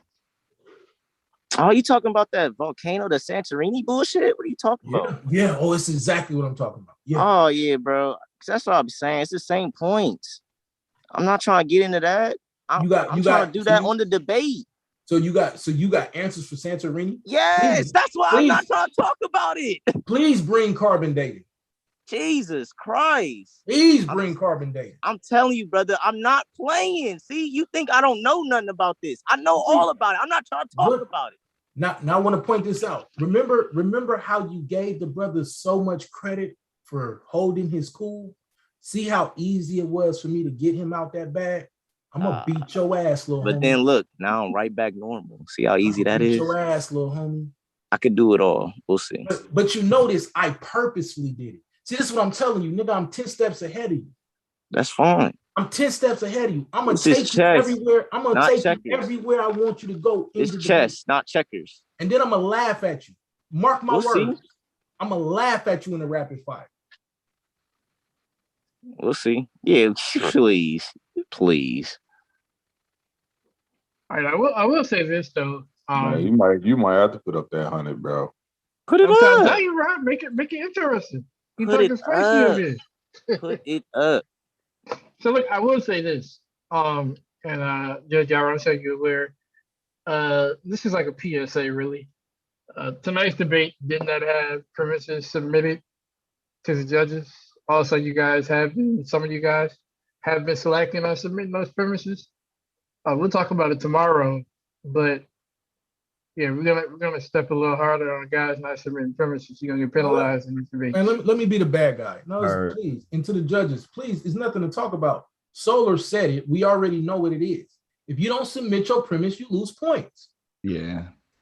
You gotta submit that premise. We're gonna enforce it a little bit more because guys are being a little lazy with this approach. So okay. Yeah. All right. I have mine submitted to Solomon. Yeah. All right. Hey, so look, 3 days too. 3 days before the debate. I do got questions though. Man, I really gotta go, brother. I got work tomorrow. Stick around. What's up, man? I'll stick around 5 more minutes. 5 more minutes. I'm gonna be real quick. I just want to understand your premise because I know you're gonna try to wait till the last minute to send it in. Oh my. So I want to understand your premise. So is your premise that it didn't happen because the Israelites didn't exist at this time, or it didn't happen because the Israelites were the Hyksos? The Israelites were not the. Wait, you said the Israelites were the Hyksos. No, I know all the arguments. So that's why I'm asking you what your argument is. Calm down. It's not. No, it's not that the. It's not that the Hyksos. It's that the Exodus account did not happen according to the biblical narrative because the Hyksos were. I mean, because the Israelites were not the slaves of the Hyksos, and the Israelites were not in Egypt. Simple as that. Now you have to provide evidence of them being in Egypt. So you mean by name? So the name Israel doesn't. No. Let me make it straight and clear. The people of the Bible who were told to build the city, they were not. There is no evidence of those people in Egypt. Is that clear enough for you? No. Real okay. Quick. So what do I need to? I'm gonna ask. Relax. Calm down. You okay? Don't panic. Don't panic, bro. When you say there's no evidence of them, you mean by those names, or there's no evidence of Semitic people in that area doing exactly what the Bible said? Oh my! So you're shoehorning? Yeah, if that's what you want to call it, please bring that to the debate, though. All right, man. Can we answer the question though? It's a logical question. I'm not arguing that there's not no Semitic people. I'm arguing that there's not no Hebrew Israelites in the Bible. Yeah. So what you're saying is, you're saying then that those Semitics are not the Israelites. Sure, brother. I sure. No. I mean that's I'm not going to not argue. Hold on. I'm not going to not. You clearly just said. Hold on. Listen. You clearly just said that there were Semitics in the area. And now you're saying though, but those Semitics are not the Israelites. That's easy. I just need to know that. Are you saying then that those Semitics that were in the place are not the proto-Israelites? I don't even. I don't know. I plead the fifth. Yeah, bro. You yeah. I'm gonna be real. Can I help? Because I'm tired of the trap questions. Let me try to help. What is your argument with Anonymous? Well, why are you debating? What's your argument? That the Hebrew Israelites were not in Egypt. The Exodus account did not happen according to the biblical narrative. There's no evidence for it. And I even said in comparison to history, and he said, "Why you gotta say that?" I was like, "Well, I'm gonna be using real historical like parallels of other civilizations and real history of Egypt, and then of them talking about is there Israelites of a Semitic group that called the Hebrew Israelites of the Bible building the city and doing all this stuff." So I'm like, that's really it. He's gotta prove that they were there, not me. So you're basically saying that the Exodus did not occur according to the biblical narrative, and because of that, there's no existence of Hebrews. Is that what you're saying? It didn't occur. If it didn't occur, that means there's no proof, because you need proof for it to occur. No proof of Hebrews, right? Right. No proof of the Hebrews of the Bible in Egypt. Gotcha. None. Is that clear for you, Anonymous? Yeah, he know that ain't no damn Hebrews in Egypt. Everybody know that. That's not. This is old. I don't see how this is laughable. Oh my god, bro. Now there's y'all. Hold on. Who's agreeing with him that there's Hebrews and that there was evidence for Hebrews in Egypt? Who's agreeing with this? I just want everybody to be like, yeah, me. I think it was Hebrews. I believe. Who believe? Okay, man. Can I go now? Shit, cause this shit like you shook already. Bye, little man. How am I shook? Please, I'm ready. 26, man. Bet put the 100 up. 26. That's all I gotta say. I feel like Floyd in this motherfucker. My name is Oscar De La Hoya. No, you ain't gonna do shit. Before you go, bro, all I'm saying is you need to have the conversation. Like, I'll be back on, sure. You need to hear him. You need to hear him. I know what he's going to. Okay, that's fine. Debate. You right. Yeah, I'll be back.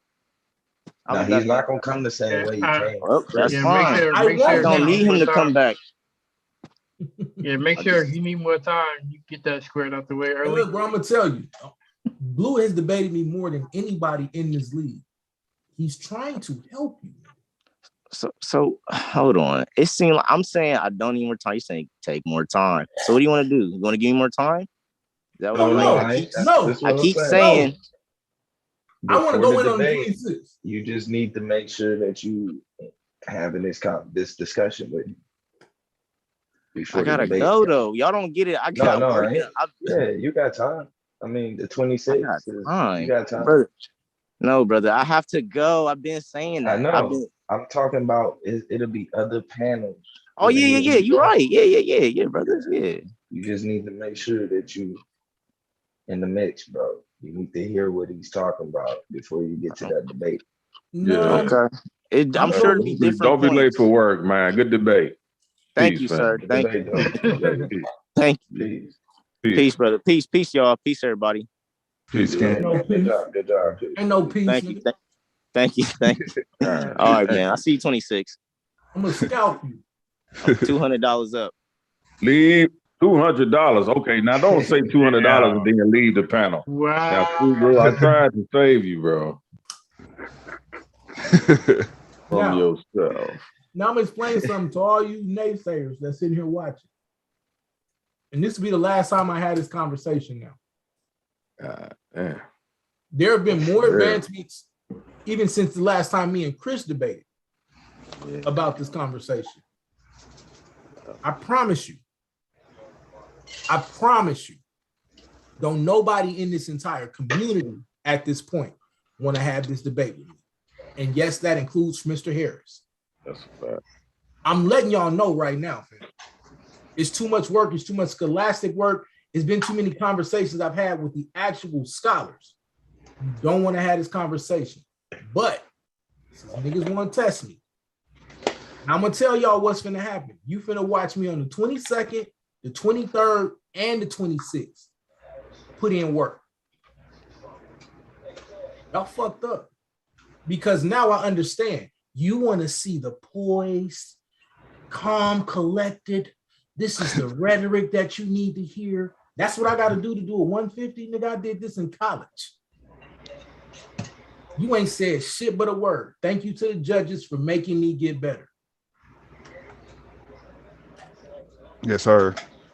And that's what I had did too. I invested in a little laptop. I got my slides together, you know what I mean? I started trying to fit everything together better, you know what I mean, and put my thoughts and my words together better.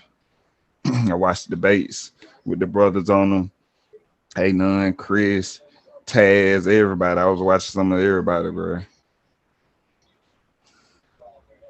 And it really helps, you know what I mean? It helped me gauge my time better. It helped me to like even some of the phrases that you might use, you know what I mean? This nigga said he finna beat. Yeah, I think if you can work on the rebuttal and rapid fire, yeah, I think your scores will definitely keep climbing. You know, but you got to keep that conviction, that confidence. Keep that confidence throughout the entire debate, because if you don't sound confident, it don't sound confident to me. So I'm sure it doesn't sound confident to the judges or the audience. So keep that confidence throughout the entire debate. You know, I think you'll be fine. Shout out to that brother SKEEM, because he did have me like my me being in the affirmative be so against the grain that like I have like a major uphill battle. Like my that stance I took is actually like hard to even try to get people to wrap their head around, because that's not even something that are popping somebody's head, you know what I mean? So me even trying to get it off in the first place is hard. That's why I try to keep it simple, nice and basic, and just deal with his story. But the premise, the rebuttal and the rapid fire, yeah, I don't know what you mean by the confidence in those rounds. I might have to look at the debate again to see where like it fell off at.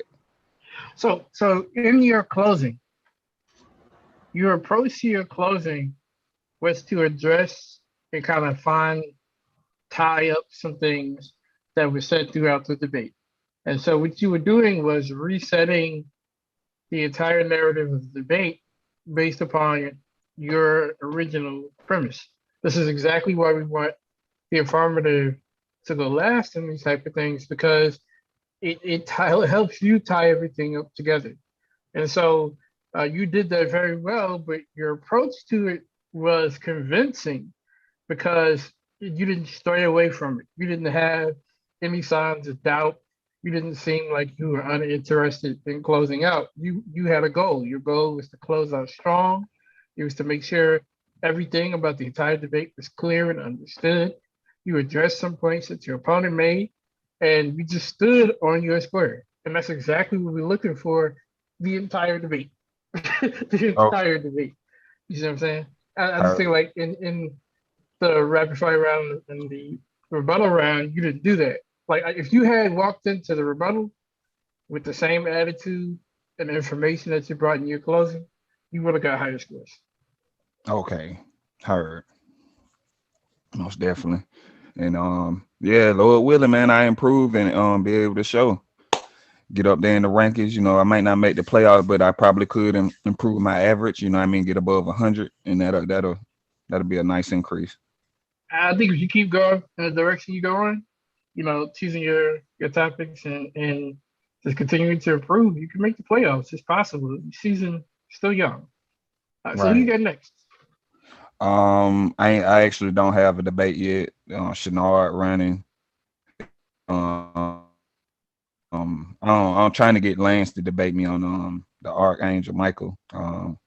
Maybe A9. You know, the damn Masoretics. I think the Masoretics is that's the Old Testament right there. That came the scripture said came 430 years after. You know what I mean? So I'll debate that. The Masoretic text is the Egyptian text, not Hebrew. Yeah, but I think A9 and Blue, because I think those are the good debates. I think both of them are pretty busy for this month and next month. Yeah, I ain't gonna lie, bro. I'm booked. I'm booked all the way to February at this point. Because we helped set up a lot of debates for the past 2 days. So, which is a goal. I know my whole January and the rest of my December at this point, bro. Mm-hmm. Okay. Yeah, I already got my 8, but depending on how it go, I'll probably give you something where you. But I will say this though, I'm debating all the way up into the playoffs. I'll end up with 15 to 20 debates. but let me finish my schedule out. You know what I'm saying? And then I'll give everybody. I'm shooting for the Iron Man as well this season. So so that put a bookmark on both of them. After they finish the debates, if you still need debates, you probably can get something with them. Well, I ain't gonna lie, man. I want some Exodus smoke right now. Who know the Exodus, bro? I want to slap box. You know the Exodus. Hey man, save that for later, bro. I don't know it like you brothers though. I know it, but not like you brothers. You know what I mean? Y'all be going in depth with times and names and bro, do you realize I can show you names? I can literally show you names from the Bible that was slaves in Egypt at that time. Man, hey, look, bro. See, I didn't do all of this with Chris. I'm gonna hurt this, bro. AHRATAZA, there's a couple of people that still need debates. So I don't know. I think we might have a little show tomorrow. If we do, definitely jump on and maybe call some people out that you're interested in. Shoot, I be trying to get Moonflower, get that Moonflower. She like the Greek mythology. I'm into the Greek mythologies too. She say I don't know and we can talk about it, you know what I mean? There you go. Okay, so I think she has a debate coming up, not tomorrow, but the day after. So definitely I will watch that debate and then show up on the post-debate show and see if you can get her to set something up for you. Okay. Yo, and I got Moses on the 22nd. Yeah, y'all got me in my bag, bro. All right, brother Moses. That's what's up. Pro black politics needs debates through justice.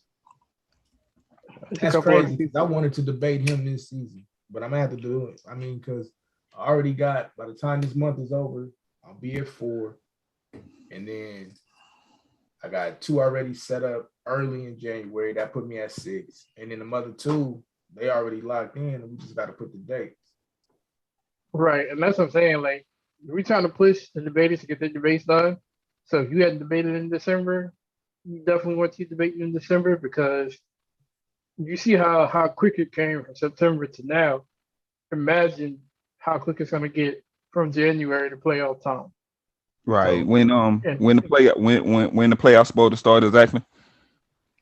I think Sol is kind of a little flexible on that, because he's now making a requirement that in order to make the playoffs, you got to have at least 6 minimum debates, which is 1 up from last year. So, you might be a little flexible. I'm thinking around April, May, but again, you might be a little flexible with that, but not too flexible. But if you can at least get 6, then you definitely go into the playoffs, because you want to finish all of your debates so you can get the proper ranking. So yeah, we try to push everybody who hasn't gotten debates to get debates soon.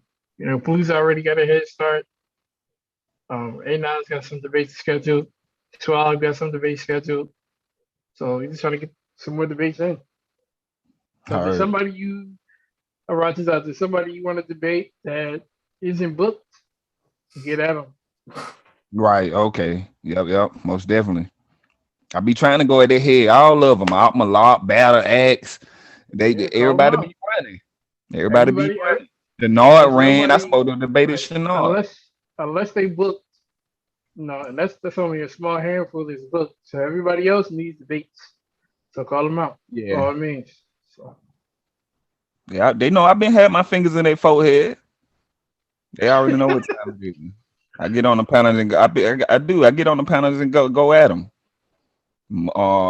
Is Monster Mouth he a part of the league? He be on here. Yeah, Desali is, but Desali. Yeah, he needs debates too. So Soli said it's a little harder to get Desali and Pro Black some debates, but they need debates. So yeah, if you want to go at them, bring that up. I heard. Yep. Cause I think we had words about words having meanings. You know what I mean? We was talking about words, and I say every word that we use has a function. You know what I mean? But the way we use them, we try to throw them around frivolously. You know what I mean? And I think he has a smoke with me about that. So I definitely talked to him. Okay.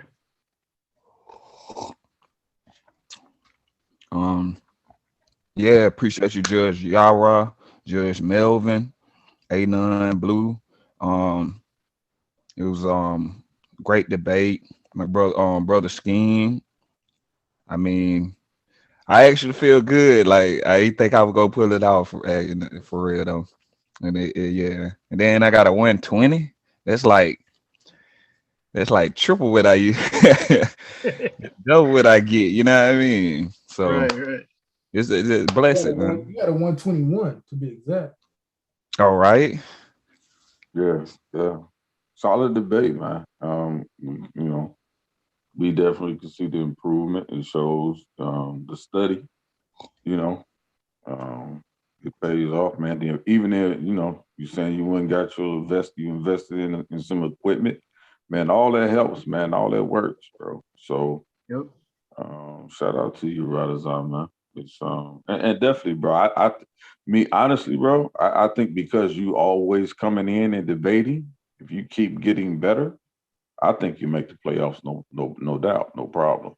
Definitely, I'm in agreement with that. I definitely think you're gonna make the playoffs, no doubt. I'm pushing for it. You know what I mean? I was left out last year, but hopefully I can get in this year. Yeah.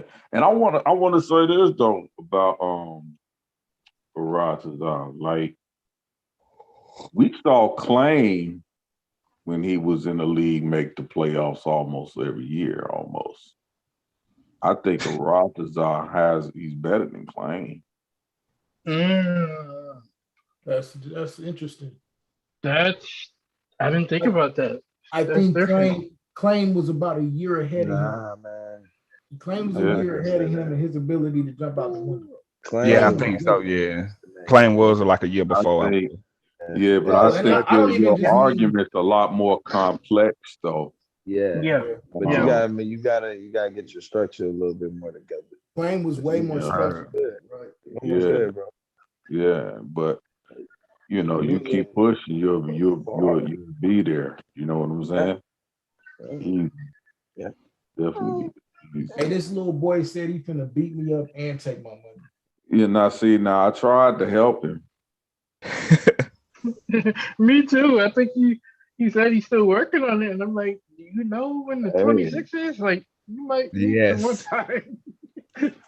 Like, maybe push this back to January, February, man. Like, No, bro. No, man. Let him, I think he was willing to put money on it. I wasn't really thinking money. I was thinking like, okay, like if you lose, he maybe say 200. give it. Right. I was thinking, okay, I like maybe tried to help him.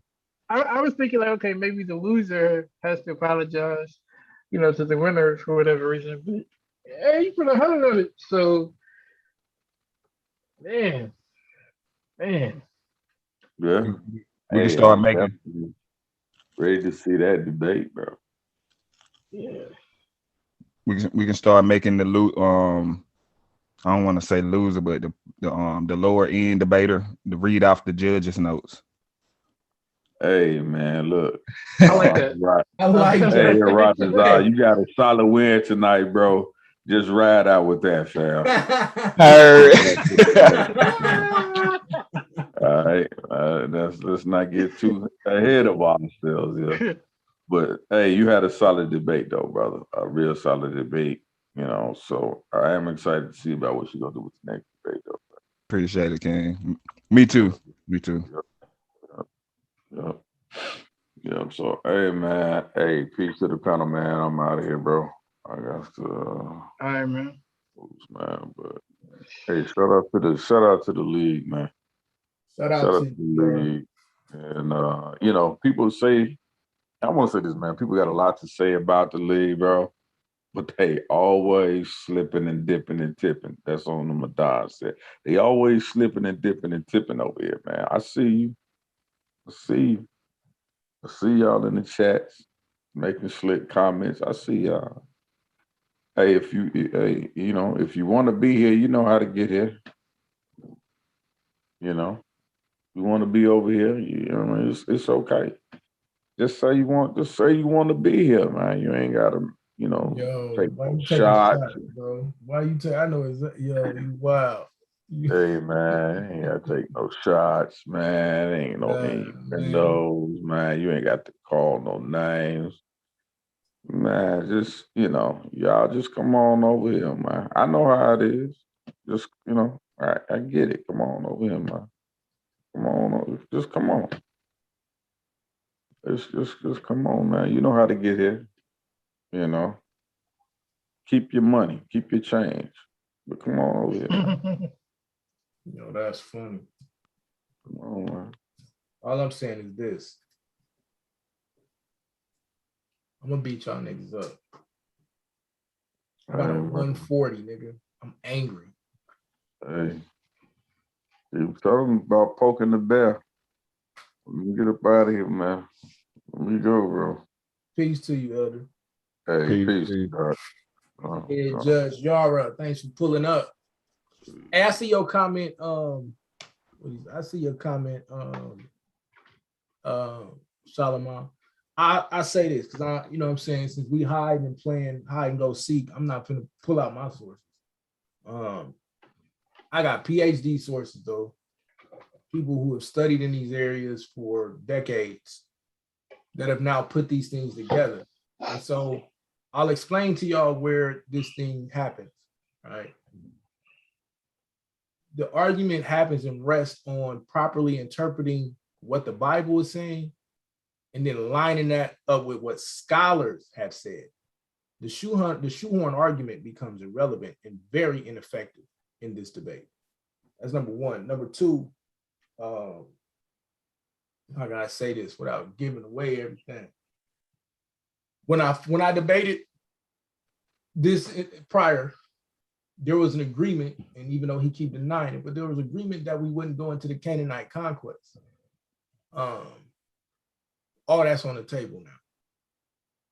And that's bad for y'all, because there's specifics about that that now closes the gap and proves who these people were, who these people are. And it's nothing for me. I mean, I can present this whole thing in 6 minutes. I can present this whole thing in 6 minutes. From the Armana letters all the way up. So yeah, hey, look, man, it's not gonna work out. It's not gonna work out at all. And then obviously some more smoke will get kicked up, and I'll put down any more insurrection that want to have this smoke. Y'all gonna stop playing, right? That's the one thing we're gonna stop doing. Now, if you want to say by the time you get to David and Solomon, that kingdom is not as big as it was, or something like that, but even Israel Finkelstein doesn't say, oh, it's impossible for him not to exist. He actually says to the contrary. Says they existed. The kingdom just wasn't as big. Y'all gotta be careful, man. Y'all quoting sources and they ain't went into their information, ain't done all the work, and it's gonna get bad. It's gonna get real bad. Hey, Anonymous, you don't think they putting forth a false timeline? I think like an alternate reality? I think the timeline for trying to put it in the Ramesses period is a false timeline. But when you get to that, when you get to 1450, that's solid. It's solid, right? It's real solid. And you can back it up by all of the surrounding events that are happening everywhere around in that area. What's that? The Bronze Age collapse? It's right before the Bronze Age collapse. Okay. Because once you get into that Bronze Age collapse, that's when you're dealing with these Armana letters and all of this, and then a little while after that. Mm-hmm. So it just get ugly, bro. It get real ugly. And so what you deal with is people relying on verbal nonsense. Oh, well, it doesn't say this actual name. Yeah, that's fine. We got something for all of that. Okay. The problem is we not really being scholastic. We being emotional because we want to say these people don't exist. The people that argue it, you got to say these people don't exist. But then when you go into what's really happening, it lines up perfectly. It all lines up perfectly. You mean to tell me you got people conquering these vassal kingdoms at the very time that the Bible is proposing that it happened, but you telling me, oh no, that's not the people. Yeah, nah, bro. Yeah, I was thinking that too. Like, that's when the exodus happened around the Amana tablets, the Bronze Age collapse. Like all the major empires seem to have a collapse during that time. And then like you say, they mention invaders, they mention people migrating and things of this nature. So, and then it was a big shift during that time. Yep. A lot of people moved to different lands and got scattered about. You got people talking about it. It's documented. Mm-hmm. Right? It's documented. Even many of these things are documented. Wait, hold on. You can hit the panel, Tanjan.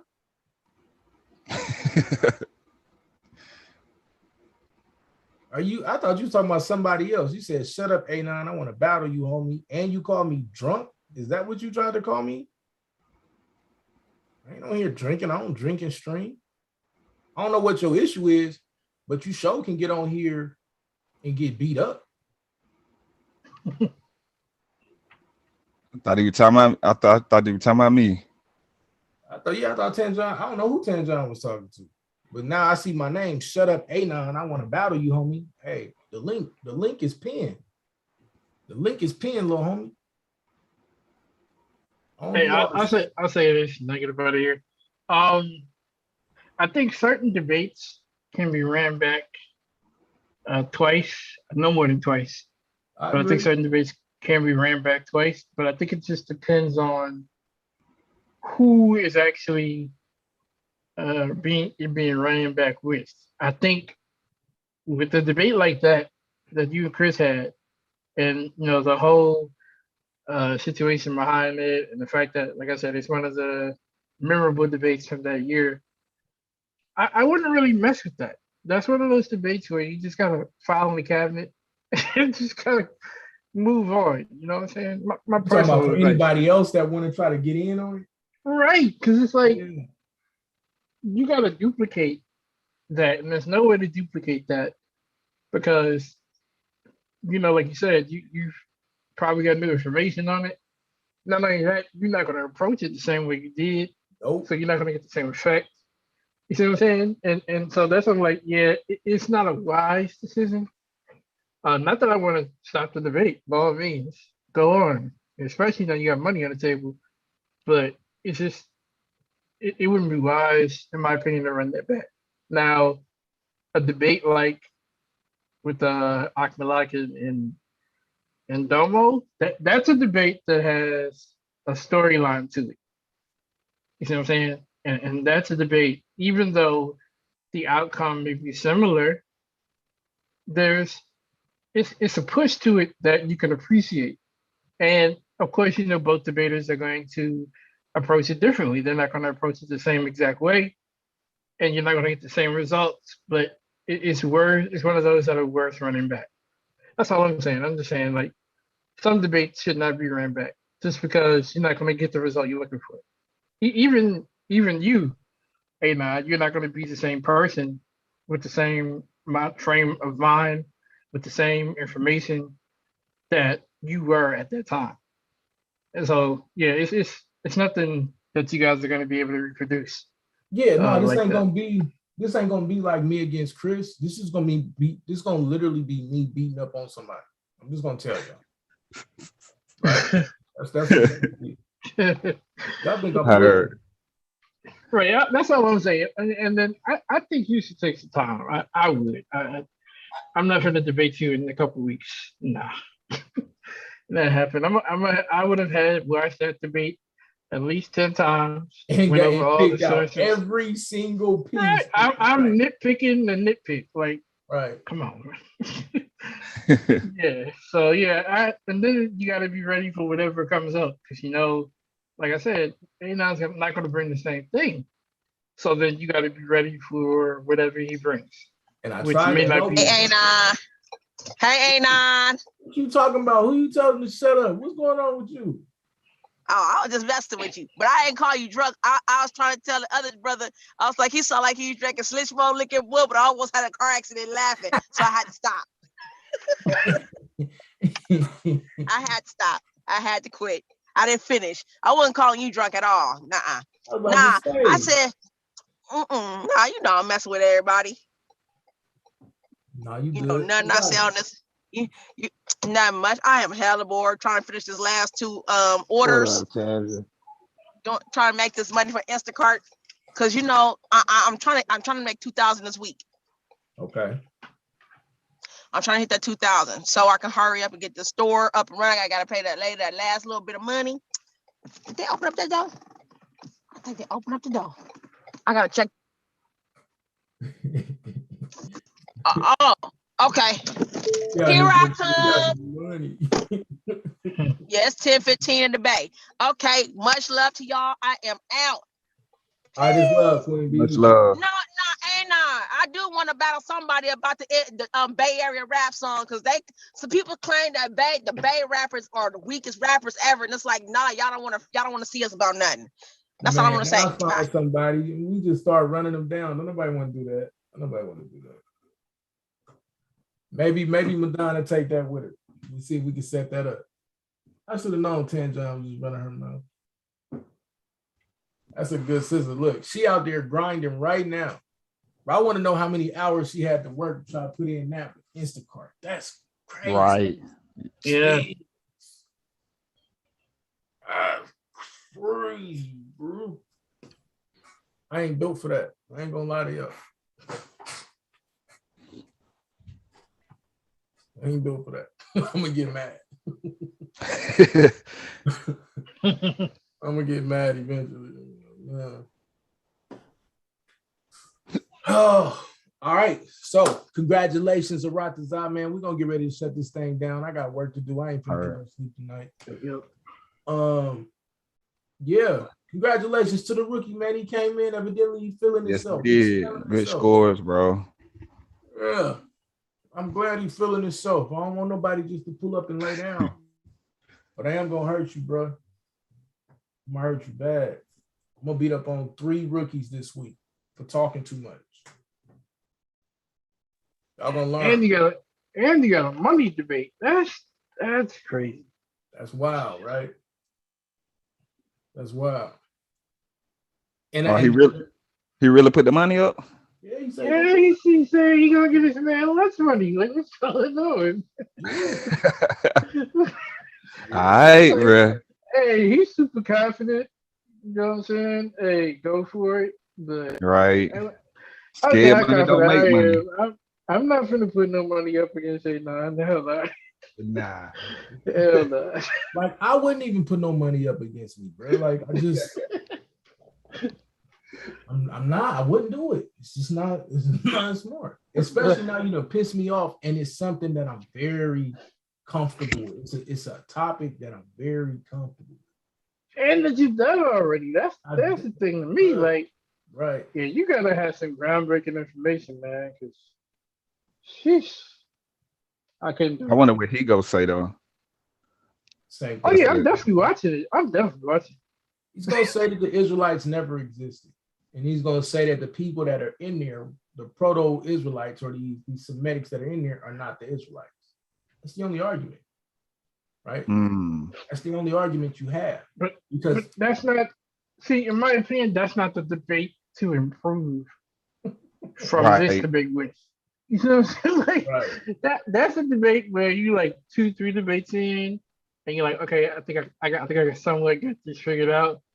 Hey, now let's make that happen. Then it's like, okay, you know what? He kind of got the format figured out. You know what I'm saying?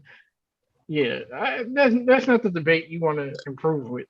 You want to already be improved, and then you don't got the format down. And on top of that, you're scared to talk to me about what my premise is. Right? That's where you're gonna die. There's only one premise against this argument. It's existed forever. Right? It's just about how you're gonna package it. Right. You haven't heard what I'm going to put out. You know how I know you haven't? And not that it hasn't been presented. It's not that the argument doesn't exist, it's that the argument is new in the world of scholarship. This scholastic argument that I'm going to present now is destroying mainstream Egyptology in terms of talking about the Exodus. It's a bad move, bro. It's a really bad move. It's a really bad move. Yeah, I'm having my popcorn for that one. I might have to. Yeah, most definitely. Yeah, I'm having my popcorn ready for that one. You never know, man. You Bella A9 might make them level up now. Oh, everybody levels up when they debate. Right. I get the best niggas pull up and look like goddamn Domo and Chris combined at different times when they debate me. I know it. It's real. Yeah, they got to bring the A game. You start making arguments and coherent statements you never knew they could make. Right? I ain't worried about it. So my question is, regardless of what happens at the end of that debate, will he stick around? That's gonna be the biggest question. Good question. Because if you're not gonna stick around regardless of what happens, man, he'll be here. He'll stick around. He'll be all right. He'll be all right. He used to getting beat up. You could tell. Right. Hey, SKEEM, yo, take my advice. Take some time. I really like, and I'm gonna call him tomorrow with Solar and make sure that he don't want to push the. Oh yeah, that's. I'm gonna call. I'm gonna give him a way out. I'm gonna call him and make sure he don't want to push it to January, because this is not. and certain people would feel like, damn, you know, they cut us down to 10 minutes. That's a hindrance. Nah, bro. Because that means now y'all know that I can't go all the way into detail. So you're expecting me to make my bullet points and keep it moving. Right. And that's what AHRATAZA did tonight. He kept it simple. He didn't, you know, have too much going on. And you know, the last part, those 4 questions, was critical because then it was like, okay, not only I'm gonna tell you, you know, 4 problems that I see with those who are against my argument, but I'm gonna respond to you and show you, you know, evidence why that's the case. And it's like, bam, that's what I needed. That's convincing to me. Like you got to think about it like a judge in court. Like a judge cannot tell if the plaintiff or the defendant is lying unless they contradict themselves in court. Right. But if the defendant sounds, if he's a lawyer, if he has a lawyer that sounds more convincing, the judge is going to go with whoever sounds more convincing. Right. You know, and of course, within the parameters of the law. And if y'all ain't figured it out, that's where I'm best at. Yep. Is making my argument sound better than your argument. That's real. This is what I do. Nigga. Like, so it's good. Like, I'm grateful. I'm grateful for all of these opportunities. I'm grateful that we got all of this new blood that want this smoke. But I'm gonna make y'all pay because y'all done talk way too much noise on my name. Last question, and then I'm out of here. I'm gonna get some rest. Comparing this year's rookie class to the past rookie classes, I didn't see season 1 at all. I saw half of season 2, and then I saw, of course, I was here for season 3 and this year. I think, just my opinion, and I want you guys' input on this. I think this year we probably have the best and largest rookie class that we've ever had. What do you guys think? I say it's the second. See, I mean, because the inaugural season, we had, you know, we brought in the most debaters ever. I think we really was at a solid 40, but we had killers. Like you had. But would that be a rookie season though? Well, it's the inaugural season, right? So that's what I'm saying. If you're gonna put it up to, if you comparing it to anything, the only thing I can compare it to is season 1 when we started it. Okay. Season 2, season 3, nah, we ain't never had no rookie class like this. You know, other than the inaugural season. Like the inaugural season, we got Strap, we got me, we got Chris, we got Davon, we got Eliyahu, we Yara, Chris. Yeah. Like I could just keep running down the Swab. Like and we had hitters, bro. Like it was crazy. You know what I'm saying? And nobody knew more. You know what I'm saying? Like you just had a lot going on. Judah. You know, I could just keep, and sorry if I'm missing anybody, but like that was G-Con. Like you got cats. Blue. You know what I'm saying? The Harka Bay, right. Even what's his name? Light skin, Iman Bashir. Like we had Iman Bashir. It was just so many. But this is definitely besides that, this is definite. Like, I think we got at least. And they solid. And they coming in and they taking it serious. I mean, this year, like some of them, like Brother Moses and Black Sun, and I even think even Nandi, like they coming out the gate like ready. And to the point where like, you know, they definitely look like a shoe-in for the playoffs if they keep going the direction they're going. Right. So that's why I'm happy for that debate with Moses. It's gonna be tough when we got to see them in the playoffs. That's gonna be the part. Is like by the playoffs, they gonna have a good feel for it. Okay. Right. I still think that Taz was the best rookie that we've had after the inaugural season. You think he's better than Domo? You think he was a better rookie than Domo? Domo didn't make it to the finals. Hey. Sheesh. Yeah. Sheesh. Like, have you ever seen? Wait, you guys didn't have a rookie make it to the finals? Yeah, ain't all right. Yeah, that's a hell of an argument. Now, I don't think any of the rookies this year is gonna make it to the finals. But the link because you know Domo listen. He listening somewhere. Nah, Domo with the family tonight. That's why I had to do this. Man, I'm not taking a shot. I'm just saying, like, Have you ever had a rookie I'm gonna come clip that in up. and Go to the clip tip. it up?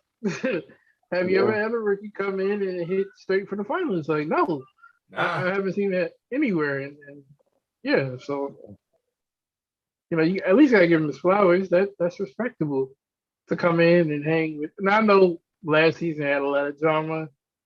Of course, certain people quit, and people feel like the judges dropped the ball. But I think just for what it was, you know, yeah, I don't think you're gonna have a rookie this year in the finals. Not saying someone could surprise us. It's you just think it doesn't. Moses? You think Moses got a shot at it? The finals. I mean, he the only one right now that I see that got a chance to make a good little playoff run. So it's four people that I think he has to. Well, we'll see when he debates Tui. And the first one will probably be Orthodox Moore if he can make it back in time. But the four people I'm thinking that are at the top of the finals that I'm expecting to be at the top: Domo, Chris, A9, Blue. And so I want to see how he matches up against you two, and that will determine if he's going to be formidable deep into the playoffs. Because as of right now, I don't think he is. I'm gonna hurt him because he took. I mean, but now he's at a 130 right now. He's solid at a 130, right? Yeah, he I earned got that 130. Brother Moses. But for him to make it deep into the playoffs, he's got to be able to perform better than 130. Yeah, it's true. That's true. And he's got to do it against the top guys. So that's why I'm glad he got the base with you two. And I'm definitely paying attention because if he shows up and does his thing, then yeah, you're probably right. He definitely can get a shot at the finals. But until then, I don't think he can. No, I'm gonna hurt him. He took a bad topic. I'm gonna hurt him. He took a bad topic. You don't put the Justice for Black Farmers Act against Ice Cube's plan for Black America. It's not. It doesn't have enough teeth. It's not complete enough. And then I think he got something worked out with Blue too. What's your title, Blue? We ain't got a title yet, but I'm quite sure. I know we're gonna get something together. It'll probably be somewhere. I think I've been hearing them talk about like our economic situation, and I want to know if he thinks that was something that we can help, that was in our control.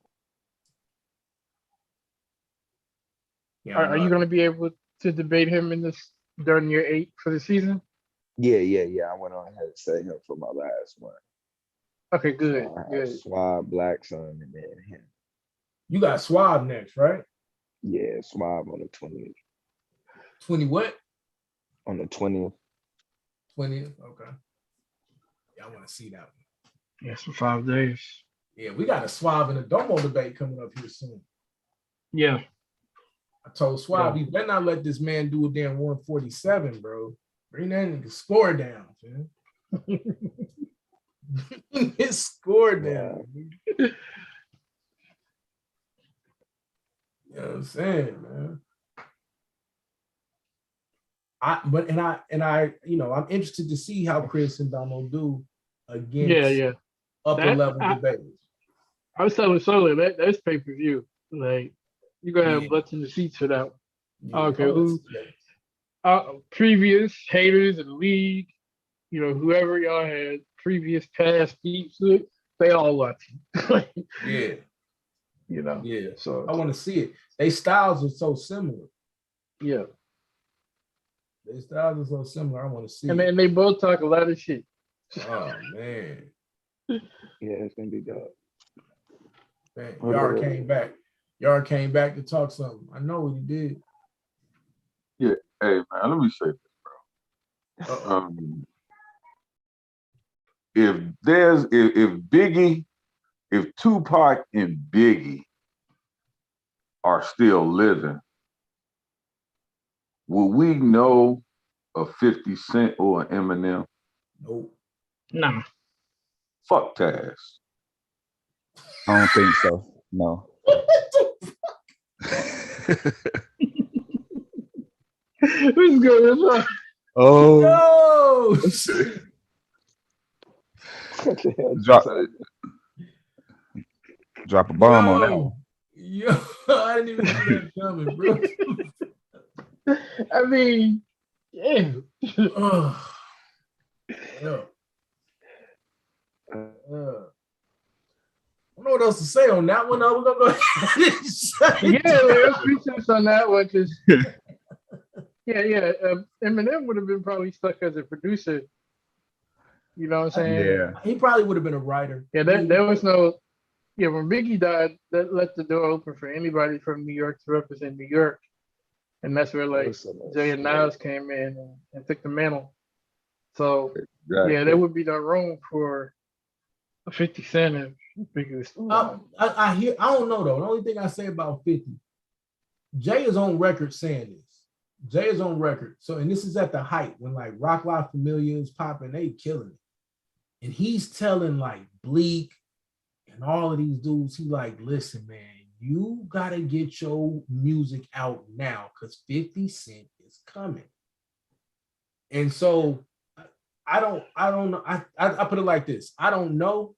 I know Eminem at least is gonna be a dope ghostwriter for people. But yeah, I don't know that he finds that space. If Biggie and Pac stay on the trajectory that they on, we don't even know if Jay-Z make it to no. Jay wouldn't be as prominent as he is, but he was around. Right. But the reason why I say they wouldn't be no 50 Cent is because of the content. Biggie taught, that the slums, gangsters type. Right. And that's what 50 Cent shined at, is because Jay and Nas had quit talking about that by the time he came in, and that's why they knew he was a problem. Right. Because the people still wanted to hear that, Right. So yeah, Biggie was still talking that talk at this time that 50 shows up. Yeah, there's no need. 50 won't blow up like that. But yeah, that's the thing. If is he gonna still talk about that type of content when 50 shows up? I don't know that it's sustainable at the level that they was doing it. Like, no. You got to think about how reckless Pac was at the time. Not only that, they would have maxed out. Look how much music they have released when they died. Right. They would have maxed out. Right. Yeah, they would have to talk about new types of content. That's what Jay shined. He adjusted to, from being a guy from the streets to being a businessman, and he rapped about that. And so that's why if you put an album right now, people gonna go listen to it.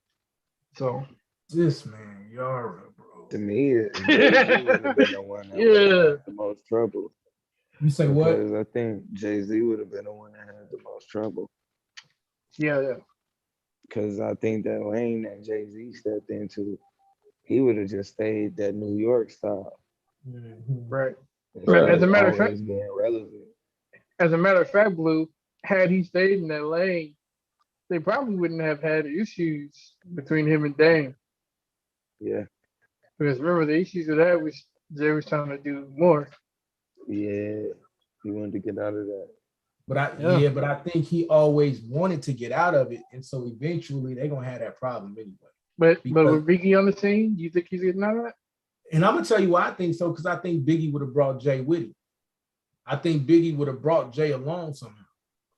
Yeah, because there's information out that Biggie was trying to put out his own label, his own clothing brand, and everything like that. Right. So it's possible, but it's possible, but I don't think Jay would be. Yeah, the likelihood is extremely slim. Right. Yeah. Yeah.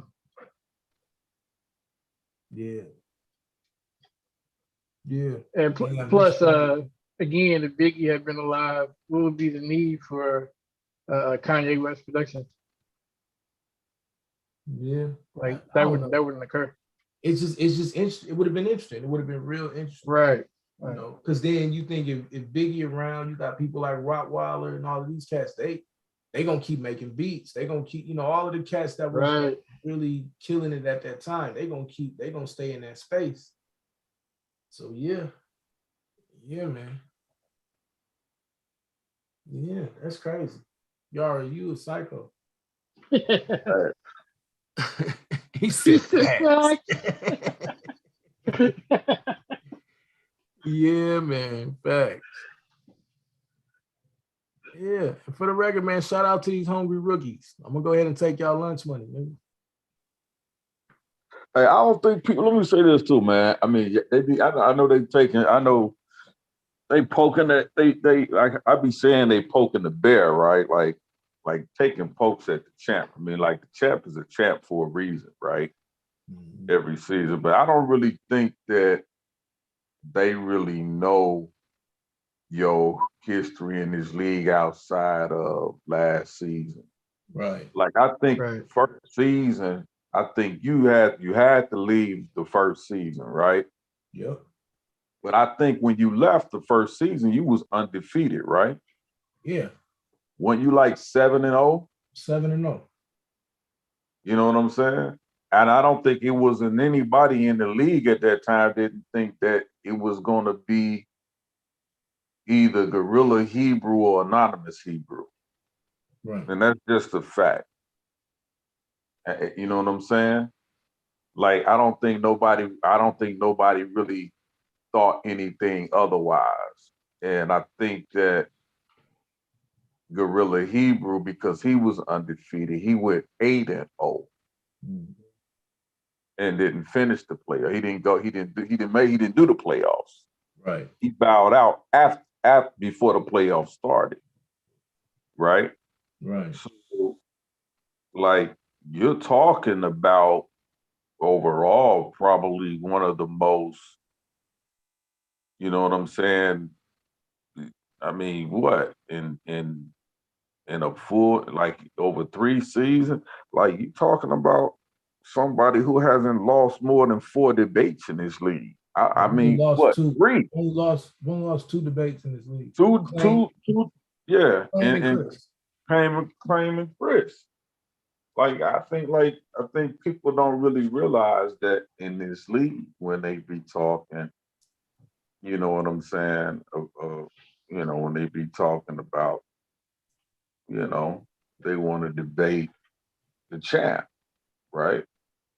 And so, like, is and that's hard to be like to go and almost finish almost any season, undefeated or just win one loss. Blue tried to do it, And what happened? What happened next season when he tried to do it? ran into a tank. But my And you point ain't is, shit. but my actually his very last debate of the season, I think. Yeah. But when you go into the when you Hey, start shout looking, out Blue, man. Keep going, bro. shout out to Blue. But when you look at it overall, Look you in that, like, bro. and I think even in season, that was season 1. I And then think in you season had to 2, leave early season when I 2, had to leave, I was still undefeated. and you were still undefeated. So you came in from season 1 to season 2, what, like 8-0? You had what, 3 debates or 4 debates? 3. You had 3 debates. So you was really like 10-0. 10-1 because I had the elder claim in the playoffs. So 10 Oh yeah, they won the claim. Okay, yeah, so 10-1. 10-1. Right? Right? And then I come back, I take that 1L to Chris, that put me at 10-2, and I ain't lost since. I run off what, 11, 12 straight? Yeah. So you like what, 20, 22-2? Something like that. Right. That's crazy. Mm. In this league, I don't think people see. That's how I look at the debates and the debaters. You know what I'm saying? So when people say, "Why is he anonymous?" And they weren't all Bible debates, people. Like Right. we gotta see that. You see what I'm saying? So what I'm saying is, if there's certain debaters that we know that's debating in this league or has debated, or we're in the league that we know we're debaters, season 3, like, some people are just you're not even really an honorable mention. You know what I'm saying? What I'm saying? You're not really an honorable mention. I get it. Some people leave, people go, you know, but just looking at like Orthodox Moore hasn't debated this season. Right. He's supposed to have some debates this season, but he didn't debate that. He debated season 1, I believe. Yeah, Moore was the original starter of it in season 1. Yeah, that's right. And then I think he take off season 2? No, he debated season 2. He debated season 2. He debated season 2. And then he lost in the playoffs. I forgot who he lost to. I want to say he lost to not Chris. Was it Chris? Chris, no. He beat Chris. He beat Chris. I think he lost to somebody else. I can't remember, yeah. Lost to somebody else. I'm not sure. But anyway, I mean, but you got Orthodox Moore. If Orthodox Moore comes back and debates season 3, who knows you know what what that I'm looks saying? like, right? The whole dynamic shift and change. Yeah. You know what I'm saying? What I'm saying, just on one debater alone. So some people that got some people that got through. Right. You understand what I'm saying? You know, it's a luck of the draw, it's a luck of the cards. Now I'm not saying your debates ain't count for anything, but let's look at it. If Michael Jordan doesn't retire, right? You know what I'm saying? Yeah, I think if Moore was season 3, you probably wouldn't have Taz in the finals. No, absolutely not. Absolutely not. And that's just. I mean, we could say it's speculation. Well, I mean, but the reason you can kind of make that speculation though is because where people are going to finish points wise, we can kind of predict that. You know what I'm saying? Right. Where you going to finish point wise? Where you going to finish? You know, overall. You see what I'm saying? And you know, in this league. So, and I'm not saying season 3 was watered down. I'm not saying that. I'm just saying there's that from season 1 to season 2, you had more what we call elite debaters. Yeah. In the league.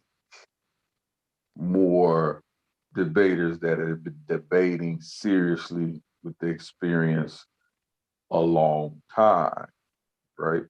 So you might not necessarily make that. I myself didn't debate season 3. Right. So I think in season 1, I had more debates than anybody. I was the first Iron Man. Yeah. Right. So I think season 1, I had 14 debates when we only needed 8. Right, and 6 got you in the playoffs. I think 5 got you in the playoffs then. See, I used to be listening to y'all on like debate talk to you. Yep. Yeah. Yeah. You know what I'm saying? So we were debating. You see what I'm saying? And having conversations. You know what I'm saying? So, you know, it's like I get it. That's why I say, like, you know, if you look at, I mean, if you compare, I don't think you can compare this year's rookie class to the first inaugural class, if you want to call them rookies, or even season, or really even season 2, because I think season 2 we had like what, Inyame? Inyame, Domo, maybe Madon. We had a few people. Yeah, Lex. You have Lex and Judah Nazareth. No, they was already here. They was here from season 1. About Lex. No, they was here from season 1. Lex was in season 1, right? Judah was too. Yeah, Judah was too. Lex dropped out in season 2. Judah dropped out in season 1. Yeah. And yeah, Lex dropped out in season 2 because I had 2 debates scheduled with Lex, and he dropped out. Right before my debate with him, right in the league. So, you know, I never do with it, but whatever. Man, look, let me tell you something. Let me tell you something. Let me tell you something. Let me tell you something. It was absolutely because of that. He still won't even have those conversations with me on those debates to this very day, bro. Yeah, man, y'all robbed us of that. So I know that's why he didn't want to see. I know that's why he dropped out. Because he didn't want that work. He won't even have those conversations with me today, bro. All I'm saying is this. I appreciate the judges. Y'all showed me I still got stuff that I needed to work on. And it's gonna be a problem. Yeah. And then let me say this too. If we was just going off wins and losses. Oh man. Yeah. Yeah, last season 3 would have been a lot of y'all would have, a lot of people would have dropped out already. Yeah. Season 3 would have been crazy. Yeah, they would have dropped out already. Yeah. Because they wouldn't be able. They can't take an L. Man, L, boy, ain't no looking at the numbers. Like, yeah, I can get that. They what? Right. Ain't no looking at the notes either. Yeah, it was like, you know what I'm saying? Like, and that's what I'm saying. Like, Cash is spoiled now. You know what happened in season 1? Bro. This is what happened in season 1 when you asked, "How do I get better?" Niggas called you a crybaby, and they said, "You want to ask the judges how to cheat? You trying to cheat? You want to ask the judges, oh, how do I get better?" Yeah, nah, it wasn't none of that in season 1. Bro. Yeah, none of that. Niggas used to tell you how you should have debated. Why you ain't talking about? Hey, look, and then we had the people's vote, right? Oh my God. So like the peer vote too, bro. Like, yeah, the peer vote. The peer vote, not just the people's vote, but the people's vote and the peer vote. The peer vote. That shit was gang. That shit was gang. But that's what I'm saying though, bro. Like Cash be talking like, you know what I'm saying? Like, yeah. The way I see some of these debaters that's here and ain't here no more, you wouldn't have made it through them first 2 seasons. That's you wouldn't way have made different. Especially once you realize, damn, the peers vote go. Yeah, you wouldn't have made it. You get a win. Bro, the peers vote almost made me lose my first debate that I clearly won, nigga. They did me so dirty, bro. Like, they did That's me what started to click. Yeah, they did me so dirty. I was like, fuck that, y'all. Niggas literally decided. Niggas had literally decided they was just gonna vote against me just cause niggas just to welcome me to the league because I got to the league. And the people's vote, bro. Gorilla Hebrew, man, had like 200 votes, dog. But the people in that debate where they tried to vote against me, the people's vote saved me. I'm from the island. I just want to say I vote for the chief priest. Hey. Bro, you know how long his people votes used to be, bro. Bro. 12 o'clock by the time the Shucklebugs started. You just sitting there waiting for the Shucklebug, listening to all the people come in and call it. Niggas would literally get up and go get something to eat and drink in the middle of that. Bro. I think you could literally wait a half hour to learn whether or not you lost the debate or won the debate or not, bro. Like for real, bro. It was bad, bro. It was real bad. So, but shout out to the league, man, and to the commissioner, man, for the growth and change in the league. Like I say, a lot of cats, bro, like y'all niggas be talking about who's a crybaby, man. A lot of you niggas would have bolted up out of here a long time ago. Oh yeah. Long time ago. Bro. And all that shit sound good, but niggas be trying to make sure that we grew the league. That's what this was. Right. I can show you some real crybabies. right? They're not here though. Solar Yeah, just needs to here. release season 1, man. Season 2, Man. nah, he needs to just drop season 2. Oh man, he must. Man, Hey, season 2 will catch niggas some cases, bro. Like man. season, Right. Hey, season for 2, season 2 need to stay buried somewhere. Season 2. Hey, bro.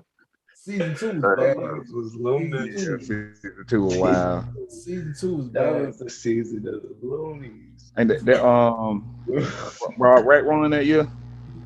Yeah. No, Rat one. He won the year before. He won the first year. The Yeah, he first won the first Won year. the Yeah, first. But he was Wow. terrorizing the league. Yep. That's what it was, yo. Yeah, he was terrorizing. Because he was on the hunt for Gorilla Hebrew. Yeah, That Right. was his mission that year. He was focused that year. Right, and that's why that's why I kept telling people I didn't really quite understand season 3 as much, because I'm like, we've seen it before. Hey, change your name. Hold on, You know, tell us. Hey, Hold on, wait. Hold on. Hold on. We gotta get your name together. hey, Hold who up. won? Wait, Who wait. won? Wait, Go we ahead. gotta get your name together. All right, go ahead. You good? I'm back. Who won? Who won last night's debate? The legendary singer or the legendary rapper? The singer by 1 point. That's what I think that's so messed up, because how I want to get on there like I just, man, I hate when they was talking about talking that mess, because you can't compare apples to potatoes. Okay, now I could have versus Peter Tosh. Who was more revolutionary, Peter Tosh or Fela Kuti? Who the fuck put Tupac in that? Because he was just rapping about some nigga shit. Okay, hit him up, head. He wasn't talking about hit up the government, so the shit didn't count. So I was just, now if he would have mentioned Tupac's, then is it could have been that. You know what I'm saying? It could have been, it just didn't make any sense. Born three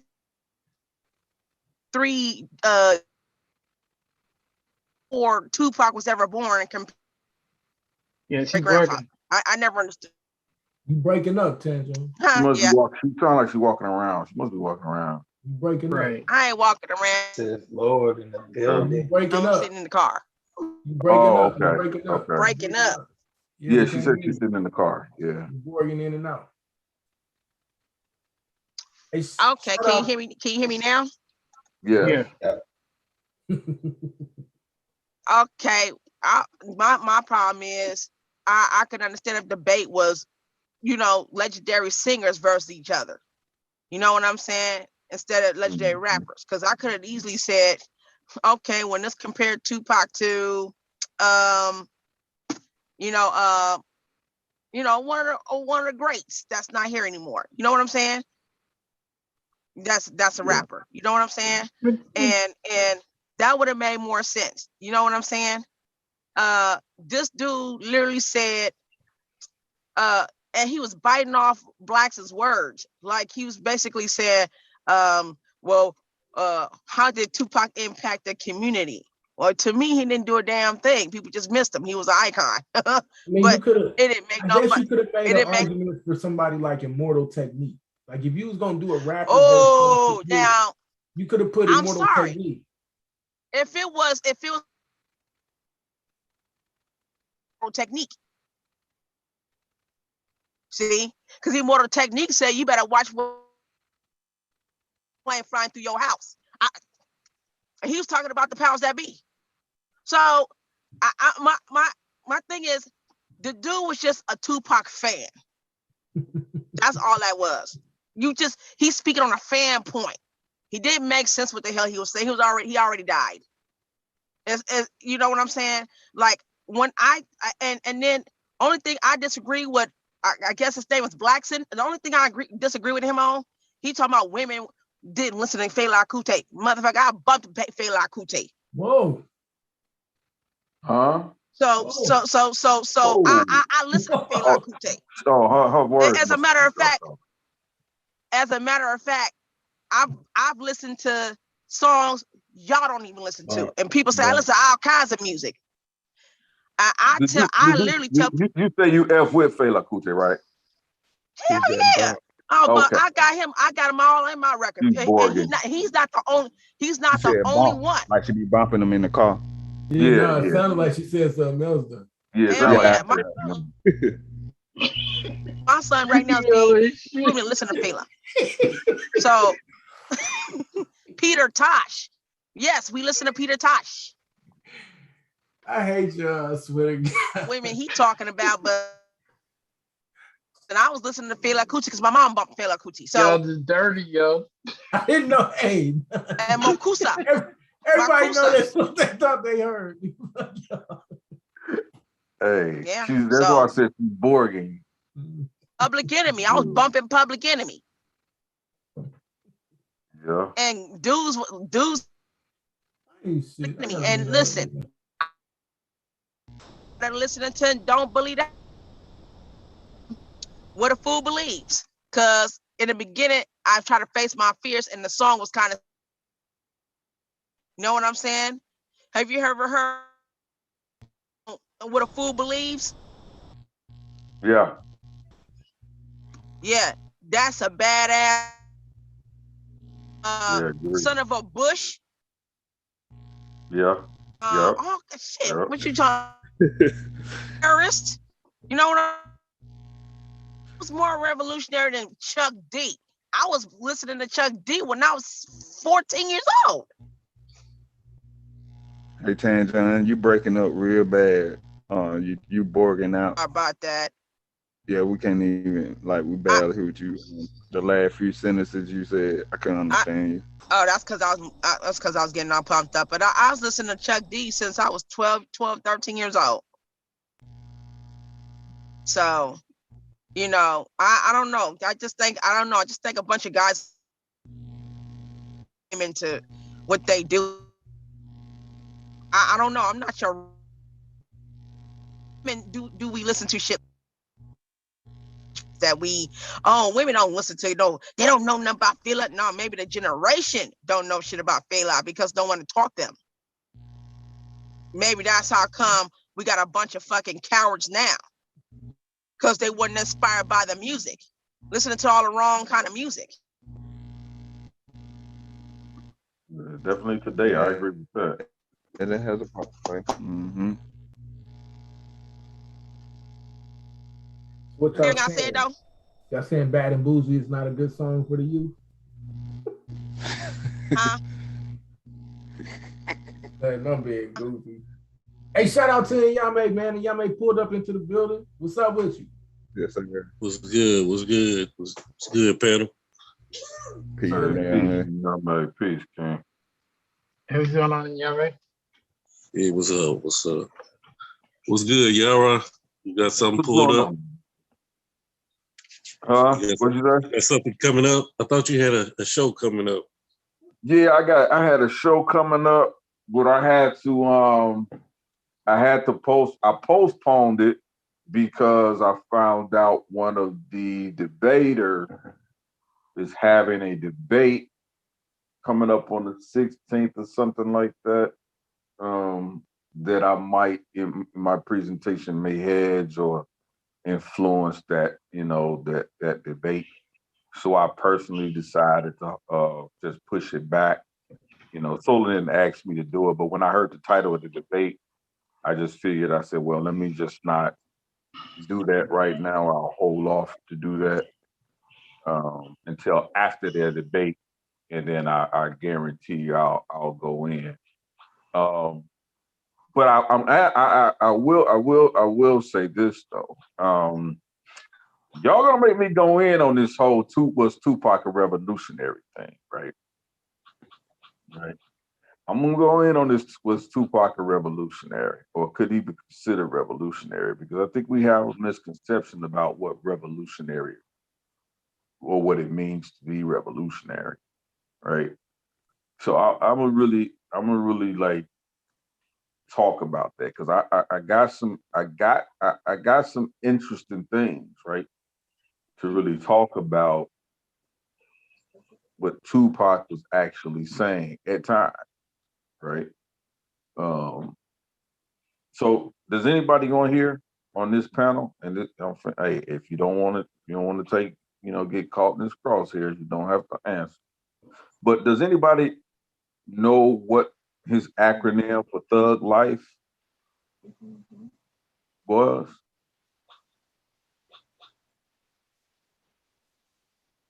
Did anybody on the panel?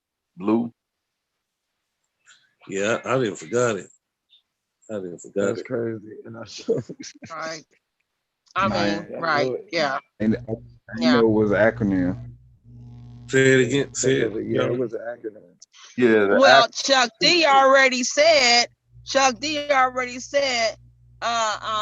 what did he say on one of his songs? On the lyrics of New World, I smell a New World odor. And he said something about y'all must have forgot something about what he said.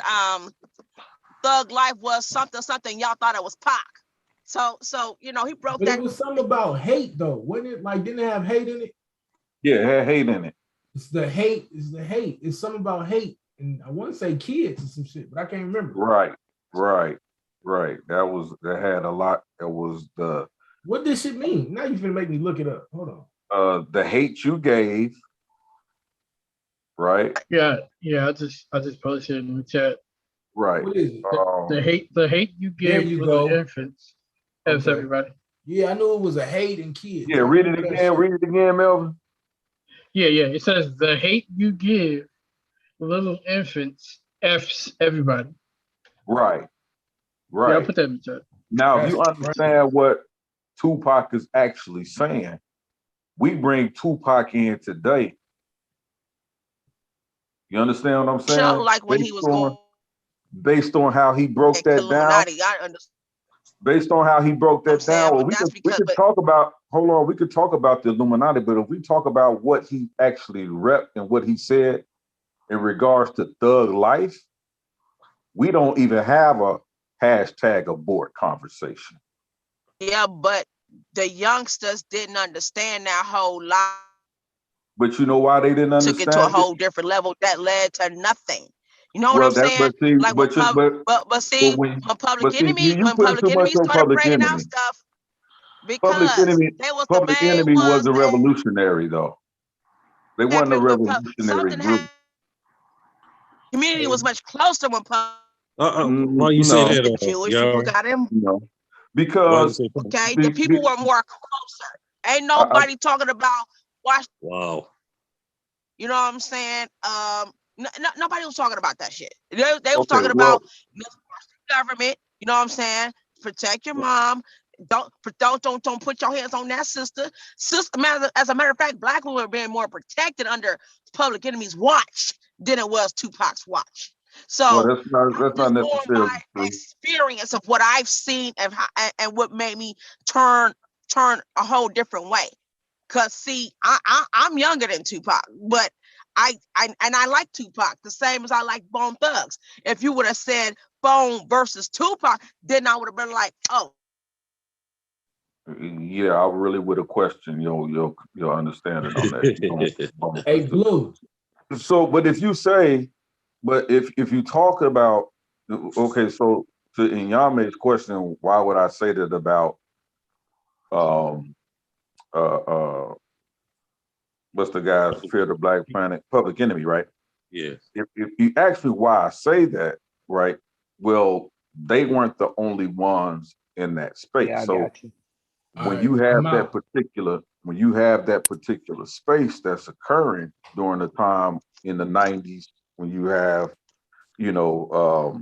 Public Enemy, and you had a consciousness that was not a worldwide consciousness. Hip hop at that time wasn't worldwide, right? Wasn't a worldwide movement.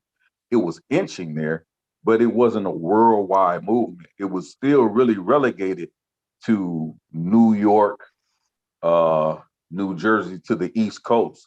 It had really started moving over spreading to the West Coast, but it was still a music genre heavily based on the East Coast, right? When you had, that, and you had, Headed for Self-Destruction, and you had all of those rappers, right? You had the consciousness that was strictly dealing with, the uprising of coming out of the crack, coming out of the crack cocaine era. You had the uprising of more street violent, street gangs, different things like that. So dealing in that aspect, you had that whole New Jack City type of thing, leading up into that. But that wasn't a worldwide influence, right? You didn't get that. You had Public Enemy, who was still too much tied and affiliated with the Nation of Islam, or the Fruit of Islam, Nation of Islam. They were still too tied and too controversial, so they weren't accepted as much worldwide. They did a lot of touring, but they weren't accepted worldwide. They didn't have a worldwide message, a message of inclusion. Tupac's message was a little bit different than that. A little bit different than I that. disagree, sir. I That's disagree, fine. sir. That's fine. You have a right to do that. You have a right to do that. You sound like because he done sat there because before Tupac, because before Tupac, and I'm a follower of Tupac, because before Tupac, before you can even say Tupac was an icon worldwide, he wasn't as worldwide as Public Enemy, because Public Enemy was going to England, France, London, and they had concerts all over the goddamn world. Tupac was just coming up. He was with the Digital Underground. So you can't say that they weren't highly accepted because Nation of Islam, because we didn't even know he was part of Islam. But I know crack. I know they want to take down. They banned a lot of Public Enemy's albums because it was driving down crack sales. People stopped buying drugs and stuff. You know what I'm saying? They started feeling like they being uplifted, and they spoke to the people. Now, I ain't speaking to no thugs in the neighborhood, okay? In the young teenage pregnancies and stuff. They spoke to everybody. Young, old, little children. That's Eat fine, but I better. don't. Eat better. Eat better. Put your kids in better schools. You know what I'm saying? This is what they, and that's what I'm trying to tell you. The minds of a lot of us started changing with Public Enemy. I started feeling like I was comfortable around my brothers because of Public Enemy. I started feeling comfortable when dudes was trying to get at me, and I wasn't interested in talking to dudes. I didn't say, nah, I don't like you. No, I said, no, my brothers, I got to focus on school. Is that all right with you? And I was young. I was 13, 14 when the 15-year-olds was trying to get at me. And they respected me for that. But you know what? That was that Public Enemy influences. All right, sister. All right, sister.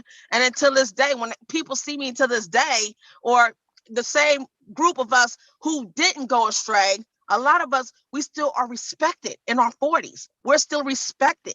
So, you know what I'm saying? But if Tupac would have came first before Public Enemy and stuff, it would have been a whole goddamn different subject. It would have been. You know what I'm saying? Ain't nobody finna protect no sister. I mean, you're gonna talk a bunch of shit, but you ain't finna get out and protect no sister. You ain't gonna protect no sister. Ain't nobody, we not being protected right now. I don't even know. You know what I'm saying? I don't want to make that. I don't really want to make that I don't want to make that argument, but that's not even an argument to be held that black men don't protect black women. That's a foolish and unlearned argument that people hold around the internet with no. Well, when you say people weren't protected, but you just said you had brothers. I do. I call them my brothers. I'm from the hood when Public Enemy was around. Sure did. You just said they were calling you. We started respecting one another. But I'm talking about that's the era of the watching Public Enemy, because we was listening to them. The KPLO was playing their shit on the radio. You know what I'm saying? KSOL was playing some of their stuff on the radio before KSOL was sold to the Mexican company. Now it's Queso, Mexican radio station. So I'm well aware of what I said. I know you may misunderstood what I said, but I'm trying to tell you.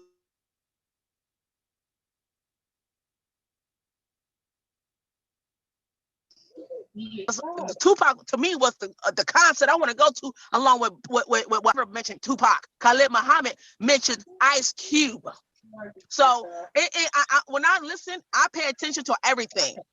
When I listen, I pay attention because Ice Cube was more of an influence than Tupac. If you ask me, if it came down to the government, white supremacy, labels, and the shit behind it.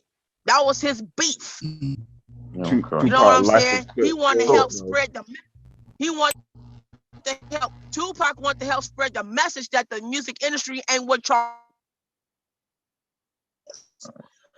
But is it me or is she breaking up? Is she breaking up? She's breaking up. What's good, y'all, man? So did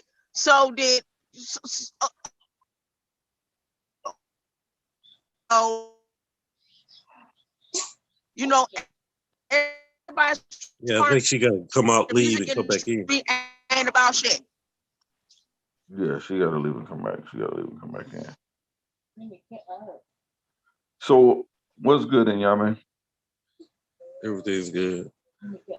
With Tupac, I think, like I saw a show, Mutulu told him how to go to the streets and get the people from the streets. But I think he suffered from the double consciousness we all went through during those times, where you want to make a change, but at the same time you saw an opportunity to get some money, and we all went after the money. Because like the late 80s, the early 90s, there was a positive consciousness coming around. You had the Malcolm X movie. You had what's the show? Not the Cosby Show, where they was going to college. I forget the name. A Different World. A Different World. Yeah, that was inspiring a lot of people. So there was a consciousness that was coming from the Black community, but somehow that particular consciousness was overwritten by, the gang life, get the money. And I think if you study Pac, that was part of his demons. Somebody that wanted to make change, but also wanted that fast life and couldn't let it go. Yeah, and I think when it comes to that though, I mean, you have to look at a lot of different things that Tupac actually spoke out against and in defense of. Even in regards, so even if you just oppose him to, Public Enemy or BDP, and KRS-One, you had a lot of that, Arrested Development. You had a lot of during that time, in the early 90s, and like I said, even when they had the big collaboration of self-destruction, right? A lot of that was dealing directly with the youth at the particular time, dealt with directly with drug usage. It dealt directly with and police brutality to a degree, right? Things we're still fighting for today. Those things didn't skip over Tupac, during his generation, his time. Those things were still prevalent. He dealt with a lot of that, with himself. But when we talk about what it means to be a revolutionary, right? Malcolm X gave the same argument to a degree, and you just gave about those who were revolutionary or maybe considered to be revolutionary, who may have been taken by the wiles of ill-gotten gain or promised money in large sums amount. That was Malcolm X's argument, and that was the point of his whole speech about the house Negro and the field Negro, right? About the Big Six, he called it, right? He called them, there were, that they were offered money by, the rich Jewish philanthropists, you know what I'm saying? And so and Malcolm X was like, hey, either let me in, give me a seat at the table, right? Or send it all back, and they were like, hey, you're too controversial. you know. So if we do that, we may lose all of this money, right? We may lose every bit of it, right? Right. And then, you know, and so then, but later on, we see King sort of agrees with Malcolm and says, look, if, you know, if I knew I would lead you guys into a burning house, so to speak, and I'm paraphrasing, he said I would have did something different. You see what I'm saying? Right. So, right. so when we, you know, if you understand historically what we're looking at, we're not talking about people who were not, you know, who were perfect. You know, our revolutionaries, you know, they weren't perfect. Right. They you know, they weren't people without flaws, right? But to be a revolutionary, you have to have vision.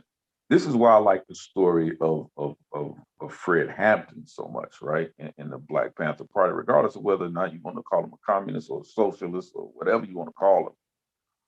Like he had a vision, right? He had a vision of freedom of what that looked like or should look like for Black people, you know, not just himself, right? Right. He had a well-rounded vision for that. Oftentimes, the flaw of people who are visionaries is that they don't pay attention to detail, right? Right. Because they don't see the big picture, and so they rely heavily, you know, oftentimes to a fault, on people around them or people close to them or in their inner circle to handle the details, right? And oftentimes that costs them, right? Right. You know, because I work with people who started their own companies or who started organizations, nonprofit organizations, who they considered themselves, and I would agree at times, were visionaries. And so what made me valuable to them is that I kept my eye focused on the details, right? And that would always be my thing. If you're a visionary, then, you know, go envision something, right? But leave the details to those, you know, who are experts Right. at handling the details. And I Right. think, And I think that's the biggest problem Black yeah, organizations have. right, absolutely. That is the biggest problem that we have. You can't, Yeah. you know, you can't be all things to all people. Right. You have to learn how to delegate, you know, authority. Right. The hardest thing about a visionary is that they have a difficult time duplicating themselves, right?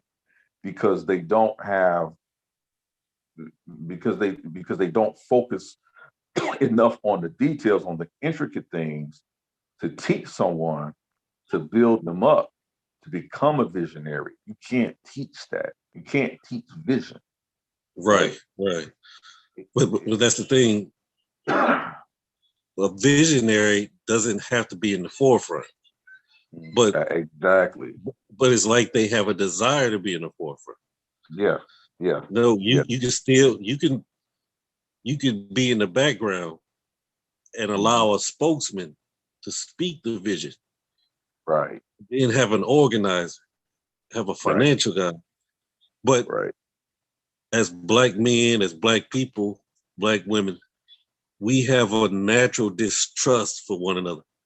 Agreed. So we start an organization, we want to be the accountant, we want to be the CEO, we want to be vice president, we want to be the treasurer, you know, we want to take all of these roles, and then it ends up, we get overwhelmed. Yep, absolutely. Agreed. And this is why I say this is why I like Fred Hampton's story so much, because I more so than any quote unquote revolutionary thing of our time, I see him being, you know, trying to mimic that to a degree. Even Dr. King, I don't think I think he was really placed in that front row position. They needed him to be in the forefront at times.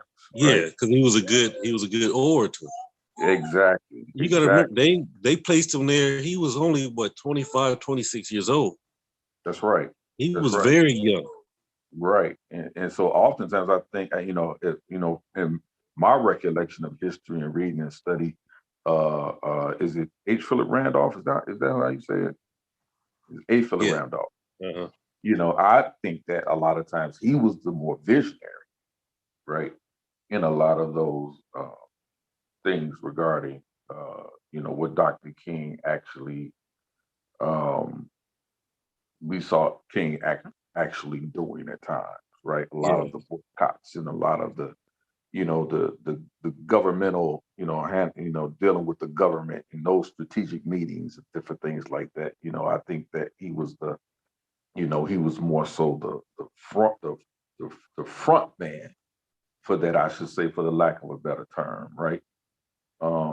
My understanding history, right? So, and so I understand when people talk about, what a revolutionary is, right? It oftentimes is really not the person that you see in the front, as you said. Exactly, right. You know what I mean? A lot of times, if we really read through history, and you really want to understand who the real revolutionaries are, it's the ones that the guys who were out in front, the guys that were out in front, it's the ones who they were having pillow talk with at night, and that would be their wives. Right. You understand what I'm saying? Yeah. A lot of times, like even if you read Sister Coretta Scott King's memoirs, she would tell you she talks about a lot of the conversations that they had, right? And then you would see he would rely heavily on, should I listen to these people? Should I say what these people are telling me to say when I feel like I should be saying something different? And she would say what's in your heart. Or she would say what's on your mind, or write what you feel, right? So in that sense, you see, you see the matriarch coming through, as we always see, and supporting, the true or expiring the true revolutionary, Right. revolutionary power and spirit that we see, right? If you study history, that's what you see. You see what I'm saying? Yeah. I forget Medgar Evers' wife's name. I always forget her name. I'll have to go back and find that. She was very influential in him standing up and doing the things that he did. He's often overlooked and talked about. And I talked about in regards to the contributions he made, right? And we can go on and on and on. And we have a lot of people who are not, who have a skewed understanding of history, say, oh, well, you guys are man worshiping, or that's man worshiping. No, Exactly, right. like, you have to have, if you don't know where, you've been, you won't know where you're going. Where you going, right. And you're doomed to repeat the mistakes. Right. We have to have a Black epistemology. Absolutely. Excellent word. Where we teach what we went through. You might not like I remember when I first started taking revolutionary education, and they brought out a book by W.E. Du Bois. And man, I was like, man, I don't listen to those Du Bois, those boule coon ass boy. And they told me, sit down. See, you all emotional. We're not here for emotion. We're studying our history. And you study the good and the bad, and you learn from it. It's not religion. We're trying to learn from the history. And then I began to appreciate his works. I don't like everything he did, but he put in some work. And so the people that put in work, you can use that in a Black epistemology when we're teaching Black history and the history of our development. Du Bois plays a huge role. You might hate it. You even might hate Garvey. But they play a role in our development. And I think people need to understand that more. That it's not worship. These are people that put in work. This is what you can learn from. You can learn from their good and their bad. But simply doing nothing, it doesn't help anybody. But when we tell our history, these are some of the dominant figures in it. Agreed. So it's like, and so I think I think more so than I think that the biggest divide, and I'll say this, in the disconnect between generations, is the ability to have conversations, and it's the lack of education about what it means to be revolutionary. Yeah. Right. I think people feel like revolutionary is you wearing your clothes backwards. You see what I'm saying? They thought crisscross was revolutionary because they turned their clothes around back. Yeah. You see what I'm saying?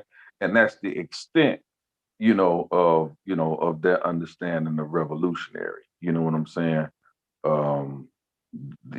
That type of stuff. Right. Talking about. Go ahead. And a lot of people think being rebellious is revolutionary. No, Right. you're rebellious. Right. No, rebellion is the first part. Yeah. Of being revolutionary. Yeah. But most people just stop at being rebellious. I ain't doing nothing you say. Right. But the other part is the training, the education, the development. Because if you want to change something, if you don't have a understanding of what you're trying to change into, you're going to go right back to what you was. Right. You're just going to repeat what you already was because that's all you know. Right. Agreed. And I think when Nandy was on, Sister Nandy was on, shout out to Sister Nandy when she was on last night, she said the same thing. People confuse rebellion, with the revolutionary, and then they don't make the connection, right? They don't see how they both can work hand in hand. They just stop with the rebellion part and call that revolutionary, right? And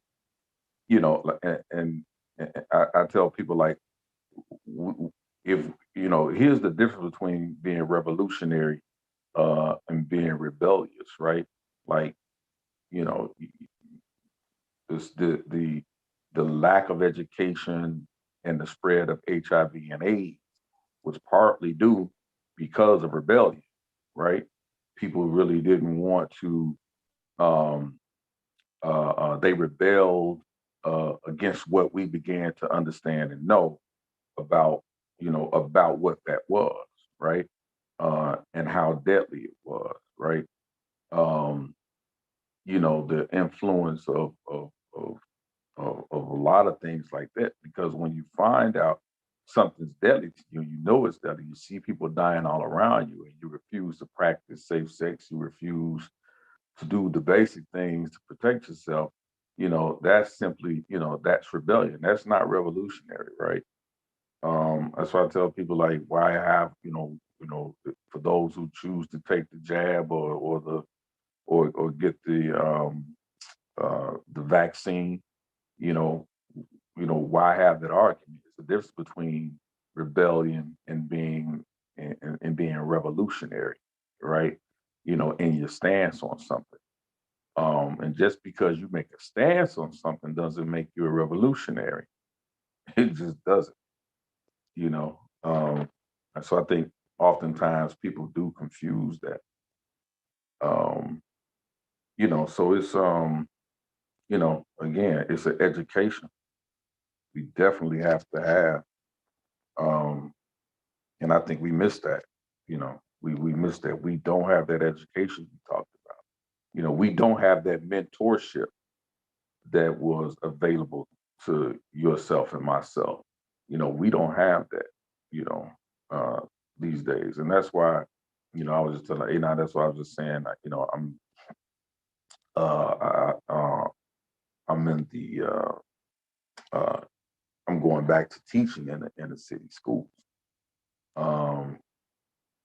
Because there's just a lack of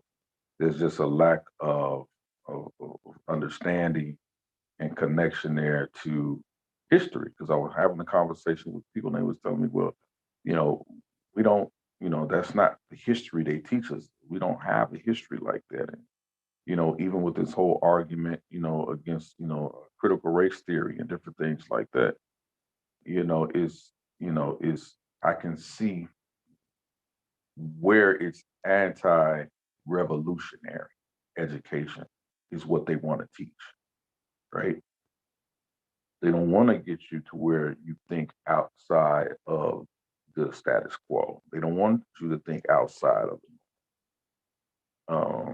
and they go against the masses. So, we have to really pay attention to that aspect of where we are as people. Right. Yeah. I was doing a study on Thurgood Marshall, Mhm. and he was well connected with J. Edgar Hoover. Definitely. Man, bro. See, like this is absolutely, man. Yeah, and the thing is, he did some good things, but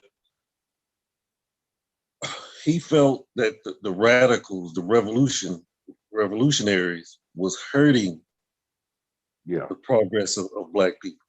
So in his mind, he was turning in people who he thought were trying to bring communists in America, or socialists, or was too radical. Yeah. That's how he ended up becoming the Supreme Court judge, because he worked so closely with the FBI. That's But right.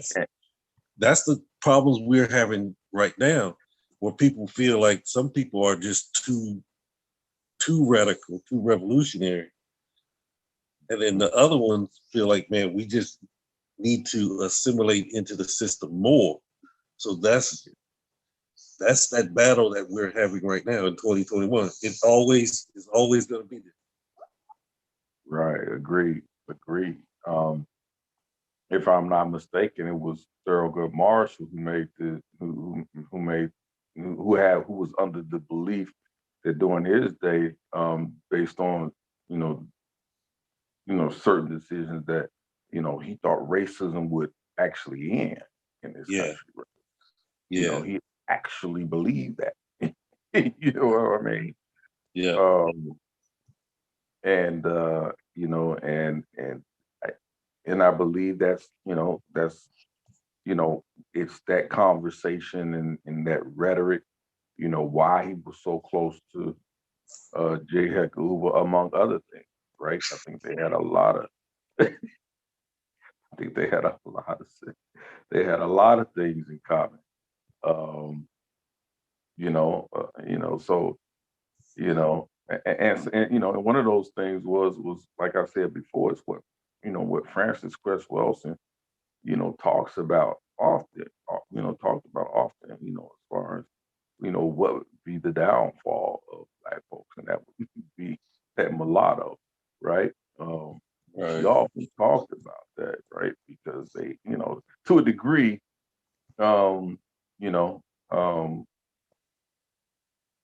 especially, when it comes to mulatto men, how they would, gravitate towards their white fathers, side with them, different things. And so, it's, it leaves it, it behooves us to actually get an understanding, and like you said, of how these things are still affecting us today, right? I think too many of us, want to dismiss racism and white supremacy, because we've been fighting against it so long, right? That now the abrasiveness of it has made us callous towards it. Yeah. You know, so we don't feel it, you know, as much, right? Right. So, you know, we're used to being demonized in the media, right? So what do? You know, you either now, because you're callous to it, you either ignore it, right? Or you began to accept it and believe it, which Right. soft, right? It And you softens now. participate in it. Right. Agree. And that's what Marimba Ani, she talks about, where we become soulless ourselves. Agreed. You know, we now we look at each other like, oh, those are those niggas, or those are other people over there. They're the bad Negroes. We're the good ones. Yeah. And you can see it in the culture today, where now we didn't separate ourselves from other Black people. Like, okay, those are the no good Negroes over there. We are, you know, we are the ones that have arrived. We've made it. Right. But I also have to say, white supremacy has evolved. Yep. Yeah. But that's where you have to do a lot of study and see the numbers are still the same. Their control of wealth and power is even more today than it was 40 years ago.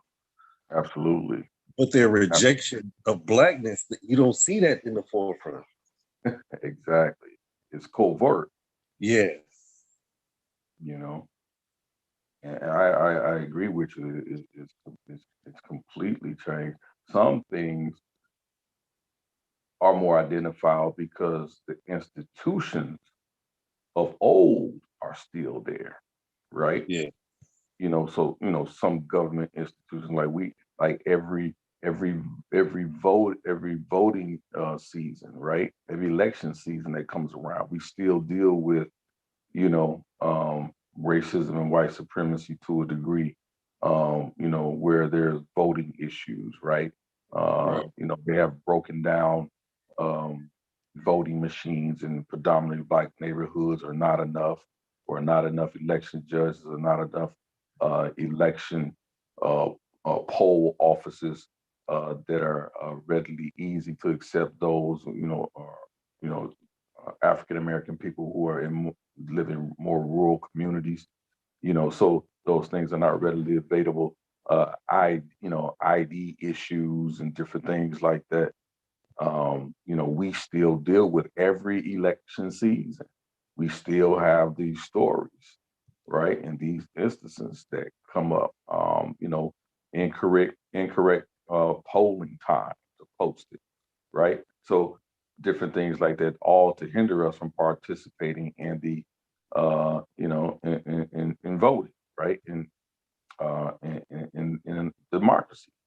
And so we still deals with those things. Those things are institutional of old, but now we have more covert, you know, things that we deal with in regards to racism that I don't think people really understand fully what we're dealing with. And that's why I think one of the biggest and easiest ones to identify today when we talk about this is this whole critical race theory argument in education, right?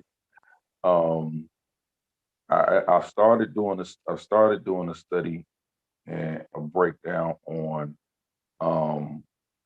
you know, how they've been able to even use covertly the critical race theory against us, right? And I think that it's even more, you know, a push of racism and white supremacy that they even support it to a degree. I think the ones that we see that are arguing against it, these are the parents, right? These are usually parents, and not necessarily that many politicians, but these are parents who are pushing against this because they have their own personal ideologies.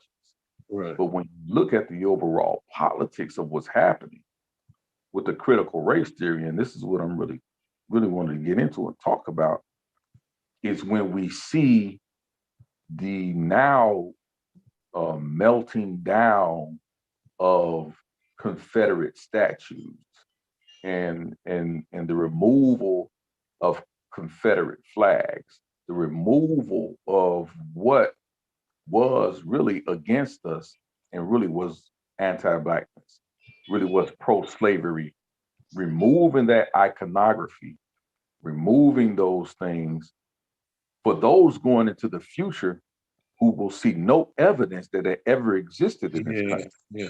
How do you know how to combat that if it ever rears its head again? How That's a would good you know it when observation. you see it? Right?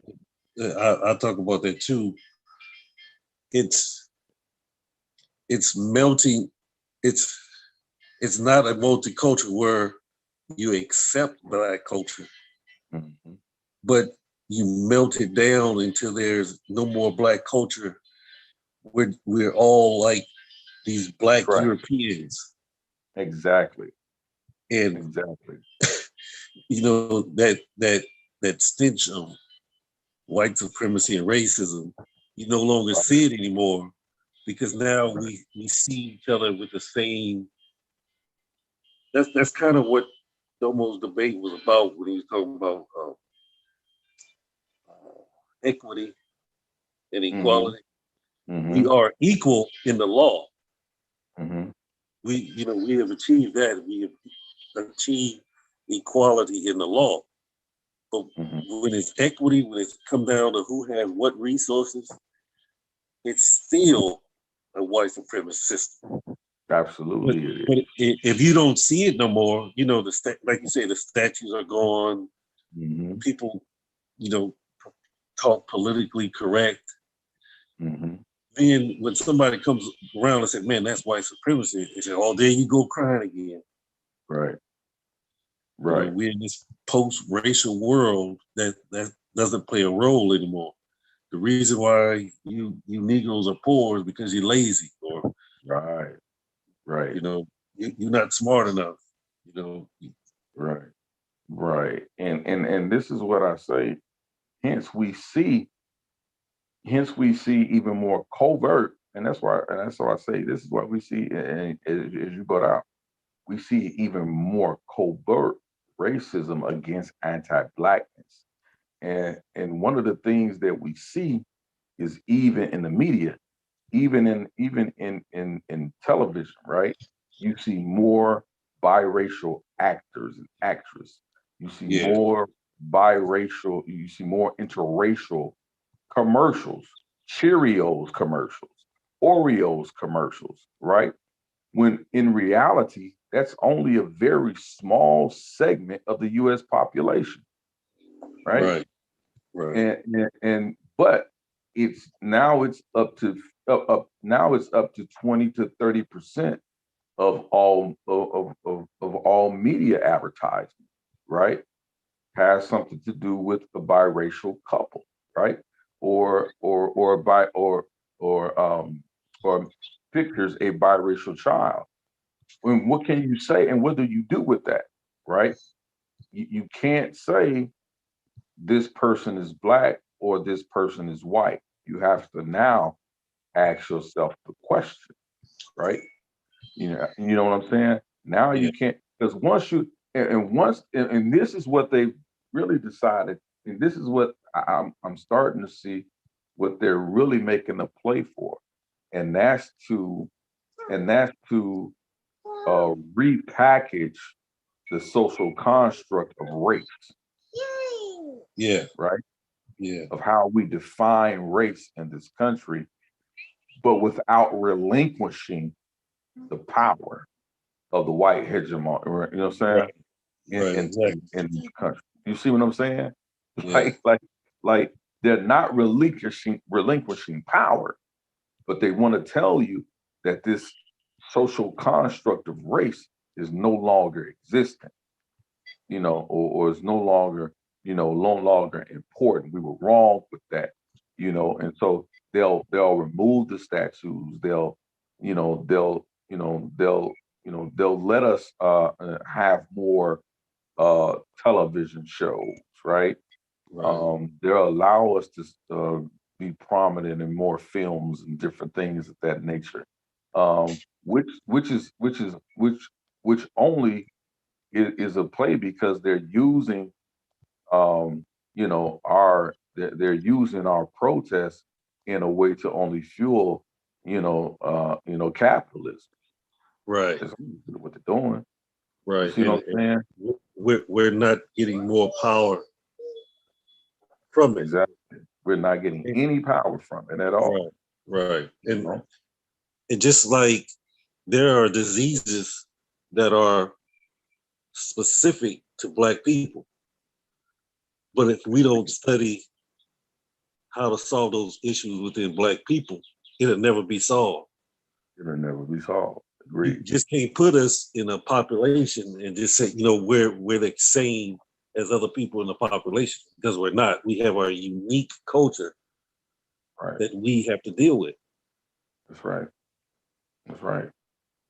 Absolutely. And this is what I mean about how we don't really realize how much of, and you make a great point there about how much power and race plays a role, right? They want us to remove ourselves from that.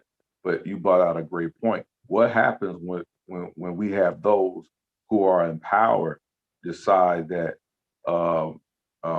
making medicines to combat what is it? Sickle cell, right? What happens when they decide that that's too that it's no longer cost effective, right?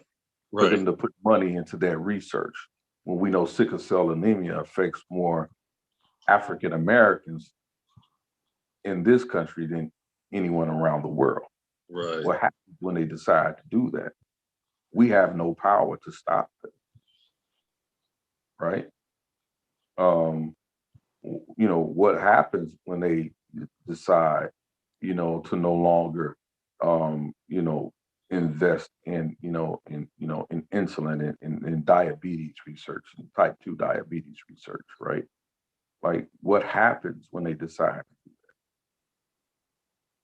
that? You see what I'm saying? Yeah. So exactly. We don't think about it in that terms, but that's exactly where we are, right? That's exactly where we are, and you make a great point about that. Like, that's why I say a lot of what we hear is not even surface level, right? A lot of the conversations that we're having about racism and white supremacy is not even surface level, right? It's not even surface level. I heard this it was a lady running for office. She was Hispanic. And I think she had a half and half district, like half African American, half Hispanic. And they asked her about reparations. And she said, I don't think the discussion of reparations is fair to a poor Latino. Because what about them? How about their needs? Yeah. And that's a problem. That's a problem. It's a problem. It's a problem. And this is what and this is why I say, when we have people who constantly say, well, no, racism and white supremacy doesn't affect me. If you're living in this country, you're governed by it every second, every hour, every minute of the day. You're governed by it, and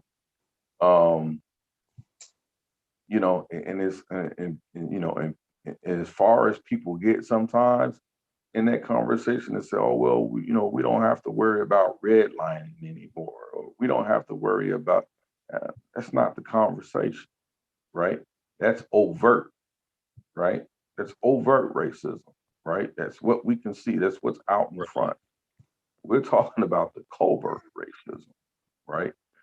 Just like a couple of years ago, you had McGraw-Hill put out a slew of study books, of elementary school study books, classifying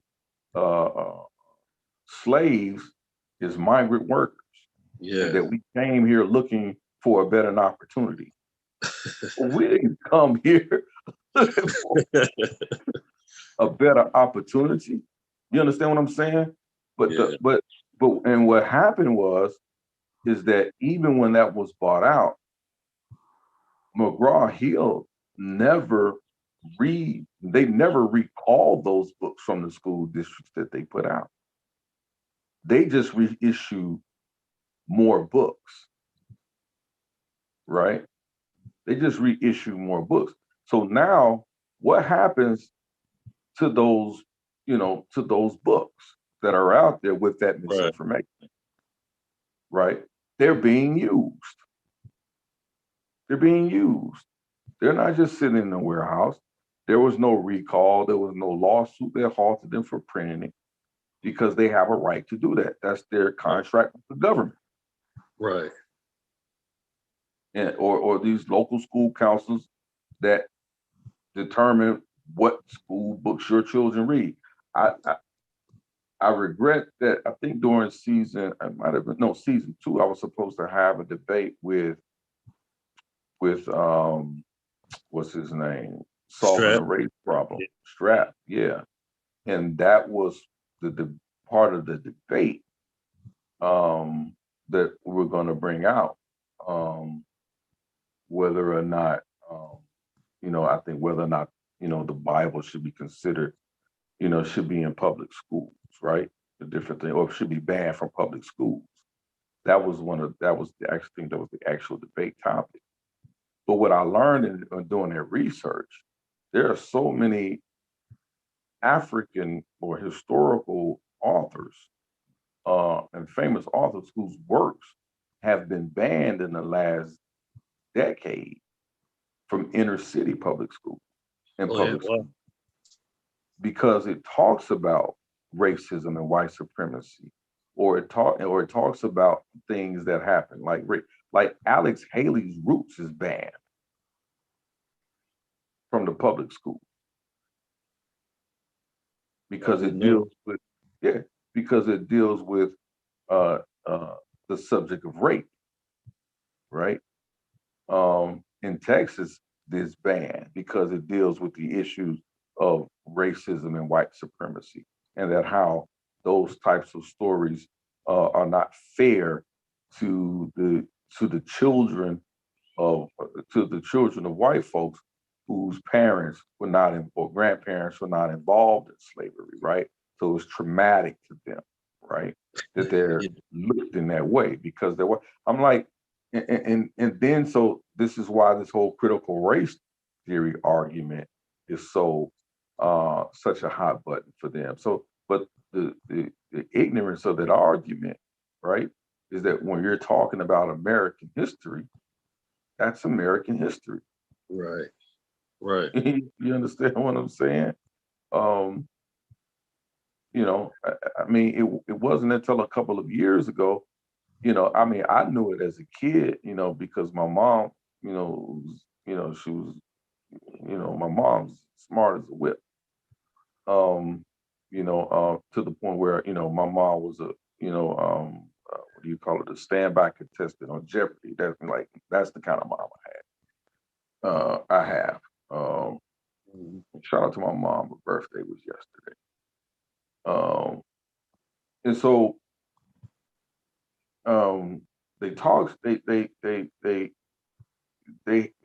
they have these I lost my train of thought. They have these works, these books, right? And different things. Oh, I was talking about the stars. I was going into the national anthem, about how the national anthem, up until a few years ago, up until Colin Kaepernick, right, and his whole protest, people didn't really, and his kneeling at the national anthem, that people didn't understand, didn't even know that the national anthem of the United States had a second verse to it. and that the second verse talked about how it had, how it was, really anti-black, right? It had nothing to really do with our freedom, right? So, and so people are taken aback by that. And so when they hear that, to them, it's like, oh, well, that was then. Well, overtly that was then, right? But covertly, it's still occurring. It's still happening, right? So, I just being in this particular YouTube space, is like, where do you, like, where do you find a space where, in a lot of instances where there is a reality, there's a reality about what's happening, currently, you know what I'm saying?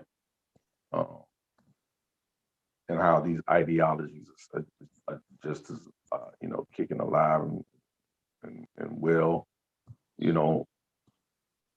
for over 1,000 years, right? So, it's those things, man, that, I really want to try to, at least going into 2022, starting now going to 2022, that I really want to take take the information that I share to that aspect, right?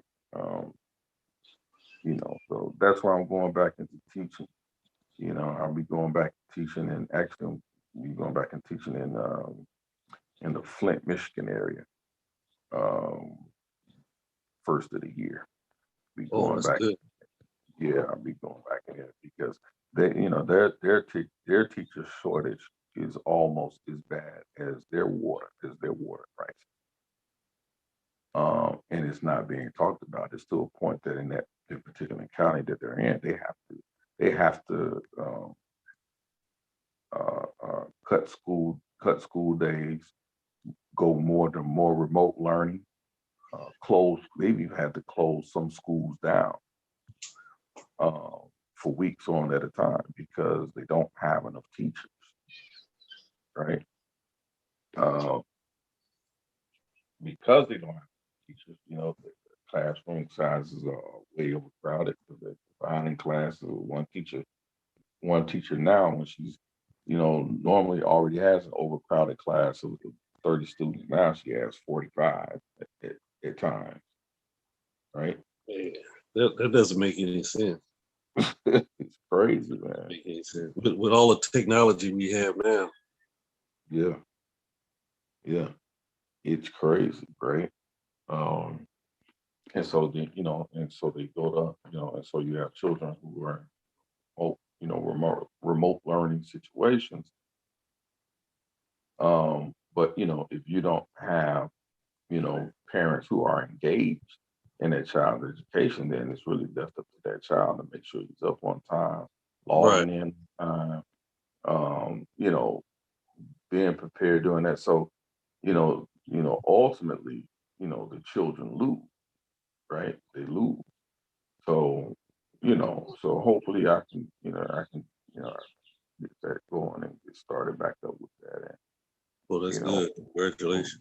Hopefully make an impact on there. Yeah. So, man, it's just one of those, it's just one of those things that, we have to really focus and, we have to really focus on however we can make, an attempt to make a positive change. We have to do that, regardless of who understands and doesn't understand, right? So, yeah, man. So it's, if don't nobody, won't nobody else do it but us. We have to do it for ourselves, right? Right. Have to do it for ourselves. Right. We still got to see that we are us. It's still a us. Yeah, absolutely. Absolutely, absolutely. You know, we have to, like we can't look for anyone else, and sometimes we can't even look at ourselves. You know, some of us wants to see the value in us. You know, Yeah, that's the biggest thing. yeah, yeah, Do you see value in Black people? yeah, And it's slowly dissipating. yeah, yeah, yeah. And it's so, and the funny thing about it is, and it's slowly dissipating because, and it's not because, um, and it's not because we're, we're more, uh, uh, we're more of a detriment than any other race in this society, right? It's because of the narratives that Right, right. we feed into, right? It's the narratives that we feed into that are out there, and some come from, you know, the wonderful people, and then some come from us beautiful people. You know what I'm saying? So Yeah, we have to look at that, because when I start looking at that, you know, we're not far. You know, there's definitely a racial wealth gap in this country, and there always has been, right? And it probably always will be to a degree, because we're talking about generational wealth, right? And we're talking about the real statistics of the racial wealth gap, and then how we shrink that, right? And one of the things is that we have to understand, even though people like to claim we're at the bottom, we're not. We're not at the right. bottom. You know what I'm saying? Like there's no data to support that, right? There are some things that we are leading in categories in that are simply, you know, due to racism and white supremacy in this country. That's the fact, right? We still see disparities in the judicial systems. When we see the sentencing laws, they're different for whites and blacks. When those, who with offenders who committed the same crime, we still get longer jail terms than our white counterparts. That's still a real thing. That still happens, Right. right? Among other things, prison to pipe, the prison, from school to prison pipeline is still a thing, Right. right? This is still something that happens. Like I'm in Michigan right now, right? And they just had a shooting here at Oxford High School, one of the shootings in Michigan. And and they charged, it was a white student that, you know, brought a gun in school, and shot up some folks he wasn't too happy about, right? That unfortunately, that's not out of, that's not something that's, unheard of. But the part that got me was that um, the boy was posting on Snapchat, on social media, about what he was going to do and when he was going to do it. Authorities, seniors in the school, officials was alerted in the school about what he was saying on the social media. It was ignored.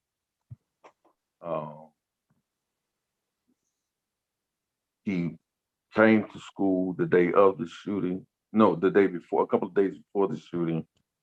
One of the teachers saw a sketch drawing the little boy had. It was just like out of a movie. Sketch drawing he did about how he was going to shoot up this person and shoot up that person.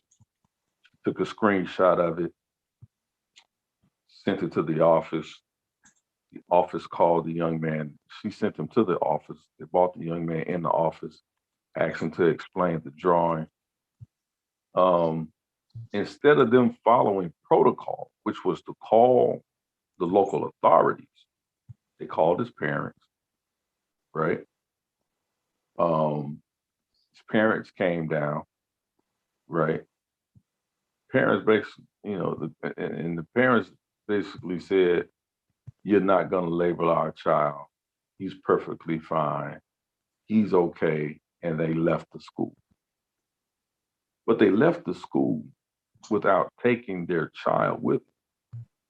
Now, the school policy is that once that happens, he's supposed to be immediately expelled and the authorities are supposed to be alerted. I beg to argue that if this was an African-American child, Black child, the police would have been called, he would have been out. Yeah. No doubt, he would have been out, right? So the day of the shooting, right, a lot of the Black students, and some of the other students say, "Hey, look, he's been posting on social media what he's going to do on Friday." They didn't go to school. They stayed home. So the boy goes to school, brings the gun, shoots up a bunch of folks, kill a bunch of kids, shoots a teacher, kill a bunch of kids. Come to find out, it's his parents that bought him. His parents actually bought him the gun for an early Christmas present, right?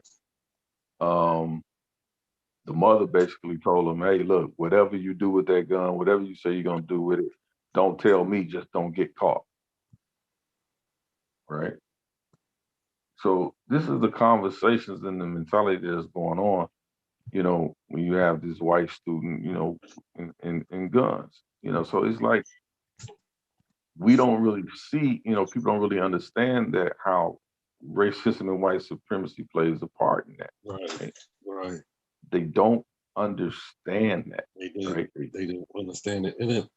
And to me, it aids in the mental illness of Black people because we don't understand it. Yeah, absolutely. We don't understand, why the double standard, why the injustice. We're Americans just like anybody else.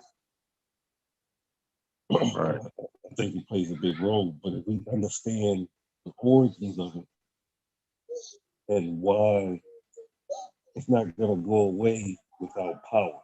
It's just not gonna go away by itself. Right. It takes a form of power to push back at it. That's the only way you defeat it. That's right. And so, man, so like I said, man, I just, I shake my head at a lot of stuff. I shake my head more at a lot of stuff I see. I laugh at a lot of it, but I shake my head at a lot of the stuff I see, man. Espoused on, these social media platforms, you can't really take some of this stuff seriously. No, you can't. You can't. And it's a shame that we got access to this media, but a lot of it is just garbage. Yeah, a lot of it is garbage. A lot of it is garbage. A lot of it is trash. And it's one of those things, man. But hey, man, the time is spent for me, man. I gotta lay it down. I gotta get it at least 4 hours. Yeah, me too. All right, peace. All right, peace to you, man. Hey, Blue, it's on you, fam.